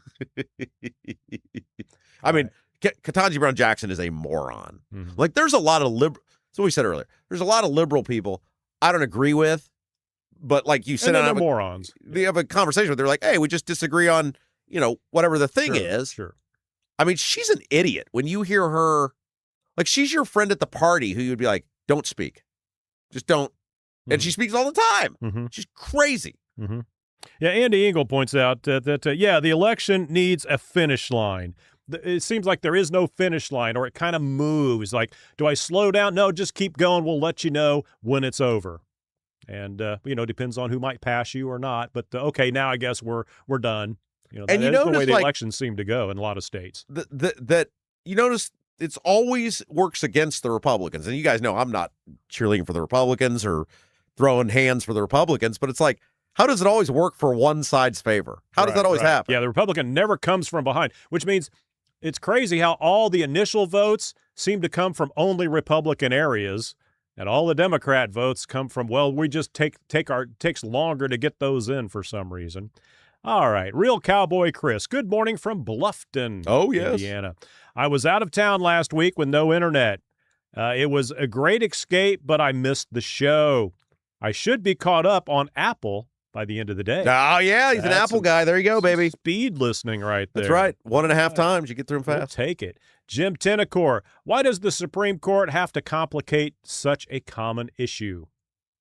Well, I mean, Roberts is the same guy who, remember during Obamacare, the government, their official position said in the oral arguments was this is not a tax. Mm-hmm. And his ruling was it stands because it's a tax. Even the government said it wasn't a tax. Charles Ludy, the ruling by the Supremes makes an even better case for the SAVE Act. Postmarks can be ineligible. What should I say? We can't read it. Backdated. Unlegible. Yeah. He put illegible. He's smarter than me. He's probably right. Yeah. He's smarter than all of us. Backdated or subject to USPS delays. Yeah. So I mean, look what we just laid out with that story with the post office earlier about the person stealing all the stuff, right? Like, do you really trust the post office to get your ballot to where it needs to go? Well, and if you were persuaded by a particular party, and I mean, it's just again, prove it. Well, sorry, if they're really good at it, not everybody's an idiot. I mean, they do know a lot of crooks are really good, and they never get caught. It doesn't even matter if you've got 28 days to do something. If you want to do it, you'll do it. Exactly. It opens the door for it to be done. Vic Ferrari, elections are the basis for what America means. By the people, for the people. Without integrity in that, what do we have? And I don't think, I mean, look, this is the sort of like my standard. Mm-hmm. You have to show an ID to vote, and you got to vote by election day. Mm-hmm. Like, I don't think that makes you some radical person. Like, those are my standards. You got to show an ID. Right. You got to vote by election day. Right. When you got 28 days in most states to do it. Yeah. Do you live out of state? Why can't you get, if you run a vote, there's no major lines like that 28 days before. However, the 06010 board says colleges are not in the business of verifying identities. But there's college identity. No, but there's ID cards. Yeah, but you're not asking. That's the government's job to verify they did. Look, remember when AJ Feeney? Well, I don't think out-of-state college kids should be allowed to vote. They can't vote here. They have to vote where they live. They have to declare where they live. If they're living off campus, but they're only there like 9 months out. I mean, are they really? My point is, are they being scrutinized to the point of, well, you only live here 9 months out of, or whatever it is, 8 months out of the year, but you're actually an Illinois resident? How deep do they go? Well, they have to declare a residency. That's my point. You can't vote in 2 states. I mean, you could do it. Well, but if they're living here, if they're going to IU or whatever, and they're just going back and forth, they say, yeah, I live in Indiana. Okay, well, after college, then I moved somewhere else, but you should have to go back to where you were before you were in college. Yeah, okay, fine. But my point is, like, that's not going to sway an election one way. Like, I'm not getting in the weeds on that. Local. My point is, and the legislatures can argue that the residency thing, that's their deal to declare what a resident is. Every state's got their own set of requirements, as does the federal government, because obviously, remember, Rush found that out. In other words, wherever your driver's license is, that's where you should be required to vote. Okay, but my point is, if you're like when I was in college, and I'd go to vote, and I present you a college ID, which is approved by the state. It's a state ID. Mm-hmm. The states fund the colleges. They approve what the colleges do. I think we got a lot of older people here, and like I know when I went to college, not that I'm an older guy or anything, but you got Ball State, you got an ID. That was not a state. It was just a like a little, like you could get in high school or something. Sure. Used in the lunch line. There was no verification. I think that's where a lot of people, and I don't know if they do that now. They're more advanced now. Well, okay, because you use it all for all. And I think that's where a lot of people are looking at like. I think mine was a paper ID or something. Probably didn't have my photo on it. But there's a photo on it. I think they give signatures on them now. It's like, but my point is, I'm so open on the idea of like, I just want something. Does this look like you? Does this signature match your signature? That's a pretty good guardrail, right? But we can't even have that. Right. All right. Continuing on. The 06010 board. How much of the election day, its process and procedures are outlined in the Constitution? Just that each state's. I don't know. That's basically that'd be a good question. You should probably look into that. Oh, today. I'll look into that because I'm totally capable of deciphering that sort I'm of thing. busy this afternoon. I think he's asking you, Rob. Yeah, I don't know. All right. Who's your simple? I think it just basically gives the authority to the state. So in the Constitution, probably, without having read it lately, probably doesn't say a lot There's about actual language, and I actually read it yesterday because Barrett in her, I think it was Barrett. I don't think it was Roberts. I think it was Barrett. She wrote the majority opinion, actually referenced it in her majority opinion on how she mental pretzeled herself into voting for it and the lack of what. So here's what they said, and this is what Trump was mentioning. They specifically said, and I think it was Barrett in the majority opinion, she said, I'm sure the three idiots don't feel this way, but they specifically said if Congress wants to delegate this, we're allowing you to do that. If Congress wants to step in because of the vagueness of the language from the Constitution, she said if Congress wants to step in and the laws, if Congress wants to step in and write it specifically out, we'll hold it up. I won't object to that, but it's not written out. All right. We'll move off that. Who's your simple country lawyer? Again, because other people are saying, well, what about people from out of the country that have student IDs that go to, say, IU or whatever, and they're living off campus? And so, well, I've got to are they digging in to find out you're actually not even a legal resident? Well, but then that's a crime. That's my point. That person, as Cupsy found out, right? But again, it's not a crime if they it's a crime, but how many people are doing it? But again, I think a lot of it is, we don't know how much verification goes into a college ID, and I think that's the but it wouldn't matter. Illegal or not illegal, non-citizens can get driver's licenses. Right. She had one. Right. I mean, that doesn't. That's true. Very true. Very true. It's screwed up, Rob. We agree on that, certainly. Who's your simple country lawyer? Alito is a political hack. He picks a side based on ideology and comes up with a justification after the fact. And Clarence Thomas is the Diego of the Supreme Court with trips and RVs. I'm going to guess what side he's on based on that commentary. Probably. We move on to the 06010 board. Gotch sounds like a beer brand. Nathan Gotch, who is the... or Scotch brand. Yes. Campaign manager for Greg Ballard. Yes. Debbie Holcomb. Wow. 73,047. Fantastic. So we ended up 74,204 was the final total because I guess they had some stragglers because he sent me a thing last night and he said, well, mine is 10. Yeah. All right. The old man 68. Holy cow, that's a lot of signatures.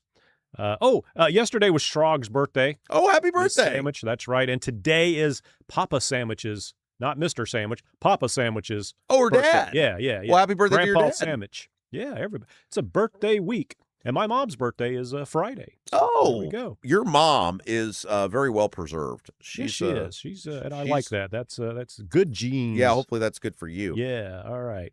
Steve. Which your old man was too if they hadn't messed him up. Yeah, if they hadn't screwed him up, he'd have been 99. Let's see. Steve Green with an E. It's going to take a lot to wipe half of those signatures before Election Day. That would be a lot of invalid signatures. Let's put it in some perspective. Let's just say the county level tosses 20,000 of them, which could happen. Let's just say they turn in 54,000 signatures. They're not throwing out 17,000 signatures. Well, you're asking people to be competent enough to go through those. They're not going to go through those with a. Oh, the parties will. Yeah. Oh, they're going to. I guarantee the moment Ballard shows up to turn those things in, there's some attorney from both parties sitting waiting to run over there and get in line to start looking at those. That's probably. But true. Man, 17,000. Come on. Josh Richardson. At Steve, we know they sure are going to try, like you just said. Okay, there we go. Schrog, thanks, guys. I just dropped the birthday wishes in the family chat, and he said thank you. That would be Papa. Or Dad. Papa Sam. Oh, bless you. Steve Green with an E. Let's say Ballard does win. What's the next step for the party? Ballard gets the office and then they disappear. He can't believe he will run. Okay, can't believe he will run for governor. Who is on the bench? Lots of questions. Well, $10 million will get Rob on the party. Hey, look, how about that? Think about that. Ballard. You think Ballard would go out and raise money for you? Ballard said he's not raising money for any candidate. Oh, that's part of his deal. Selfish, independent, truly independent candidate, not a which I like. guy then, huh? But think about Rob Kendall, $10 million. I don't know where I'm getting that from, but $10 million and primary ballot access. Think about the damage we could do. Oh, we'd have a lot of fun anyway. We would have a lot of fun. Yeah, I'd get paid for a couple months. I don't know where I'm getting $10 million from. That's always the problem. Pony it up. Pony it up. Charles Ludy, happy birthday, producer mom. Thank you. Oh, yeah. I see what they did there. Debbie Holcomb, happy birthday, Mom Dozier. All right, right on. Happy birthday, Mom, early. All right, we're going to start the celebrations early. All right, let's see. Okay, now we're still talking about your guy Nathan there. Nathan Gotch, yes. Yeah, the old man 68. His voice inflection on certain questions tells me that he doesn't believe they can win. When the pitch goes up at the end of an answer, it's a telltale that they want you to believe them, even if they don't believe themselves. That's one of those body language things, or I don't know. I have to go back and watch. Maybe that's just the way he speaks. Yeah, I don't know, man. I mean, look, there's been a poll that one. Now, here's the thing: there's going to start being polling once he gets on the ballot. You'll find out. Right. I mean, if he, I think he can go up. If he starts at 20, hey, you got a ball game. If he's at 8, that's going to be tough for him. But you know, we'll find out. Mm-hmm. Would you doubt Greg Ballard? Like, if there was anybody, you're like, hey, this guy could pull this off. Well, I think if it was just by in England, England would win, but I think by would get a lot of attention. He'd get people people that are pissed off about the Republican Party. But Ballard in there, I think that really lowers by because of his age.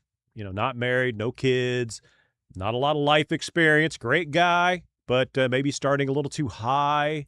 And I could see him run as a congressman or something, but this seems like you've got an experienced guy with name recognition, and as where was it here? Just a perfect lead in here. Robert Schwartz, though, points out, outside of the people like us that watch these kinds of podcasts, most voters don't have any idea of what the Indiana Secretary of State office is or what it does, and they'll just vote for the letter.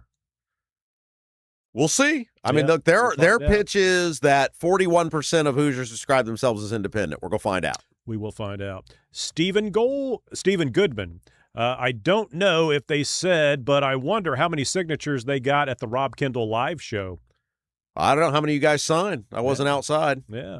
Quite a few people came in wearing buttons and all sorts of stuff. Yeah. I didn't see them out there, but we already signed, of course. MLM Warriors doesn't mean we endorse. MLM Warriors, nice clean look with Rob interviewing 36,943 voter red tie dude.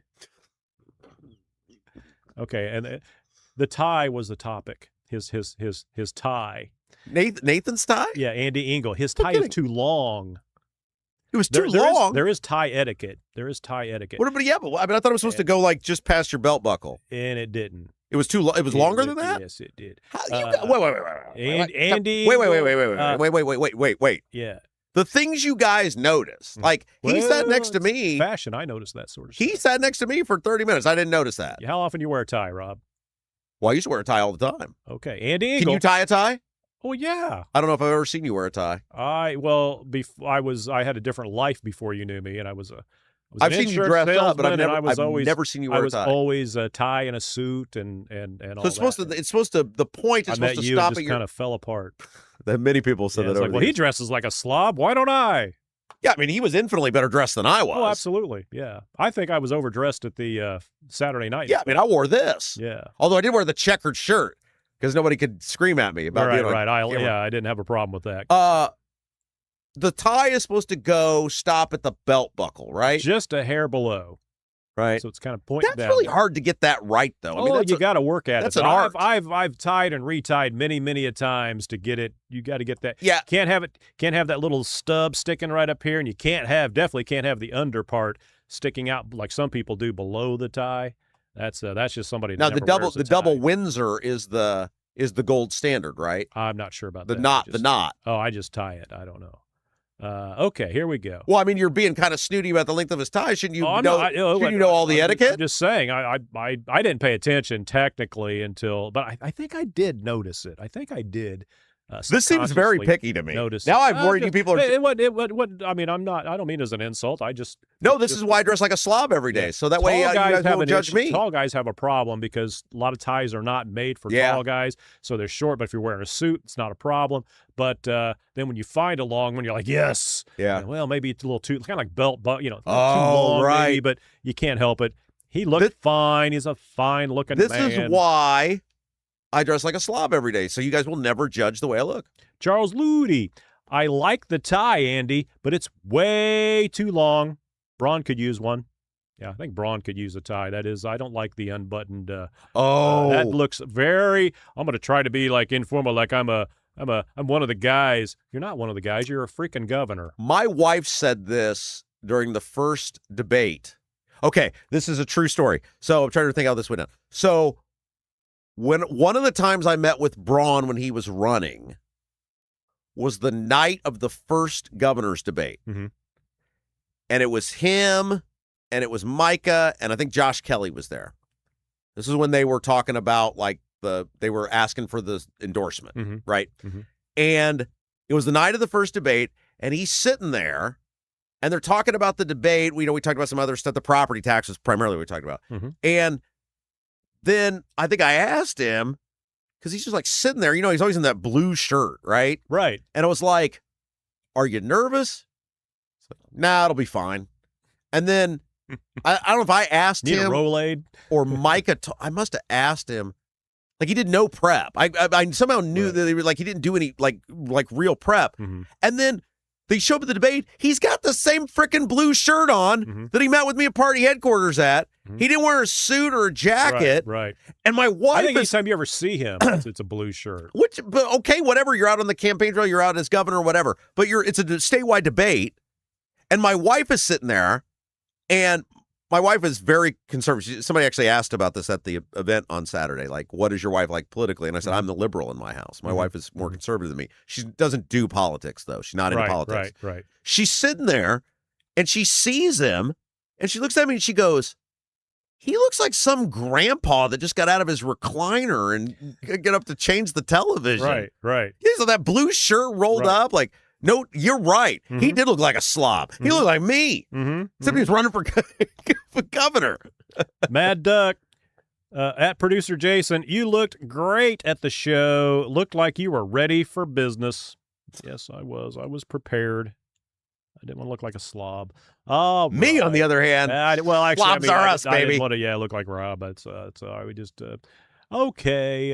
What else do we got here? MLM Warriors. Rob helped get those Ballard signatures. I think you're responsible for a lot of the signatures that Ballard got. Maybe not all 74,000, but I'd say a few thousand. But unlike the last guy, Micah, I don't take any blame no matter what Ballard does. I don't endorse anyone. I just support people running for public office. No endorsements this time around. No support. Andy Engel. But it's way too long. It's nearly touching the chair. Oh, they're back to the tie. Yeah, we're going to leave that one alone because that just opens the door to so many comments. So good one, Andy, but we'll move right past that without me saying anything. T-IF3HV. You got to get a name. Just as easy to listen to Rob in the car through YouTube than it used to be to listen on the radio. Oh, thank you. It is very easy. You just put it on YouTube and pop it in. Thank there. you. Thank you. Go. Yes, thank you. The old man 68, Mike Braun, Indiana's version of Joe Biden, only less coherent. I don't think Braun's less coherent than Biden. He's on his way. I do think he talks in circles a lot, like Biden does, though. Jerry Hankins, I think that's new. J.D. Prescott is going to be in Delaware County tomorrow to talk about his plan to eliminate property taxes. Any questions you want me to ask? Oh, what was the chatter's name? Jerry Hankins. Jerry, welcome. Glad to have you here. Yes. Mm-hmm. Yes. I would ask the following questions to J.D. Prescott. First of all, I would ask him why he's promoting a bill that raises taxes. We know the bill raises taxes by between $2 and $3 billion at least annually. Mm-hmm. I would ask him how much money his family will save off of getting rid of property taxes, how much that farm is going to save. Mm-hmm. I would ask him that. Mm-hmm. I would ask him why he stabbed us in the back on Senate Bill 1, and if he regrets voting for a bill that everyone hates. Those are the three things that I would ask J.D. Prescott if he were standing right in front of me. All right, Jerry, hopefully you made notes on that, and you will ask and say, Rob Kendall wants to know. Oh, yeah, you totally should. He'll love that. Yeah. Prescott loves me. Yeah. Okay, just to clarify a couple things. Mad Duck, Rob, you looked marvelous as well. Thank you. MLM Warriors, Rob, your shirts are great. Debbie Holcomb, Rob, you dress comfortable, not like a slob. I wasn't implying Rob looks like a slob. I think Rob looks great. He's got the body that can like wear the shirts quite right with being untucked. With me, I'm tall, looks weird. People even thought a couple people we thought you were a very heavy set man until we saw you. But what'd she say? You're a very lean chap. Yeah, yes. I'll, if you want to say who you were, that's fine. I won't say that. But I just big guys, you wear your shirts. I could never get a shirt that's fits properly. Yeah. It's either looks like I'm wearing a blanket or a shirt that's too short or something like that. So it's easier for me just to wear dress clothes and, tuck it all in. Looks good. All right. Continuing on. It's Fashion Tuesday. That's right. Almond Joy Tempo. She didn't get a photo with me. She said she wished she got a photo with me as well, but she didn't. So maybe next time, Almond Joy Tempo.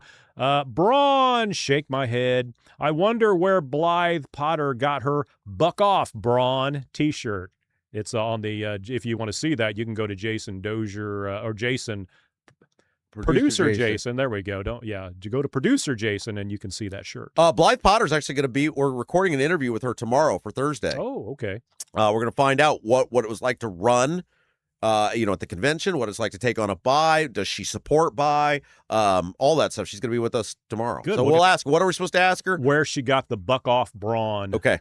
Sure. Now, here's the crazy... I had to look at that twice because, whoa, okay. Here's the crazy thing about Blythe, and I love this. Her mom and her dad, and I think she even mentioned this in the interview we did with her a month or so ago, are super conservative. And her mom was there. Mm-hmm. And I pointed that out in the live show. I said, I'd love to know the dynamic at your house, like on Thanksgiving or whatever. And so we'll ask her about that tomorrow. All right. Let's see. Steve Green with an E. Good Lord, stepped outside for 2 seconds and felt like a rotisserie chicken. It's hot out there. Yeah, it's sweltering inside as well. And, of course, where we are here, there was, I guess, a power outage yesterday. AES, they're very, very quality company. Thousands of people out of power because, it got hot. And so somebody said the internet glitched or something earlier. We had nothing here that showed that, so I don't know what's going on out there. But all day I was telling Rob, we could go off at any moment here. And AES would not care. I'm hoping we get lucky because we're done before noon. Pointed in there, they're like, make sure that neighborhood right there with that office park, they're the first one to go out. Yeah. Yeah. And by the way, AES just, of course, getting approved by the IURC for $70 million in tax increases or rate increases. So you feel real good if you're an AES customer right now that you're paying for that. Cat Lady Grandma. Oh. You exposed corruption and get removed from your radio show. Go, Rob. Go, Rob. Very good observation there. All right, we got a couple more here. Robert Schwartz. And now you will have an Indiana Republican Party controlled by Jim Banks and by the Jim Banks and Todd Rokita faction. That's right. Good times ahead, he says. That's what that's about. If you vote for what's his face for Secretary of State, you are handing the keys over to Jim Banks. Yep. Bob Swarm. No thanks, Robert Schwartz. I've been a lifelong Republican, but I'm over it. Oh? A lot of people feel that way. The old man 68, the Supreme Court sided with the libs on birthright citizenship, and I bet you can guess which conservative judge sided with the Marxists. What was the final total on that? Did he say? It was 5-4 or no, I bet it was 6-3. It was 6. Was it 6? There's no way Roberts voted for birth. It was I've been known to be wrong here, but I thought coming in today I heard 5-4 because the one flipped and it should have been the other way, but one of the conservatives flipped. No, I mean they would have just announced that. So that's what I'm asking is that would have come down like not when you were going to work. Oh, okay. I bet it was 6-3. Okay. Did they? I mean, it was obvious based on the arguments what they were going to do. I just wanted to know. 5-4. 5-4. The old man says. I don't know. We'll have. Oh, it was 5-4. Yeah. Roberts and Barrett did them in. I'm not sure on that. There's no way. Man. Let us know. Maybe all right. we got like 30 seconds to let us know. He's typing, I'm sure, frantically right now. Hurry.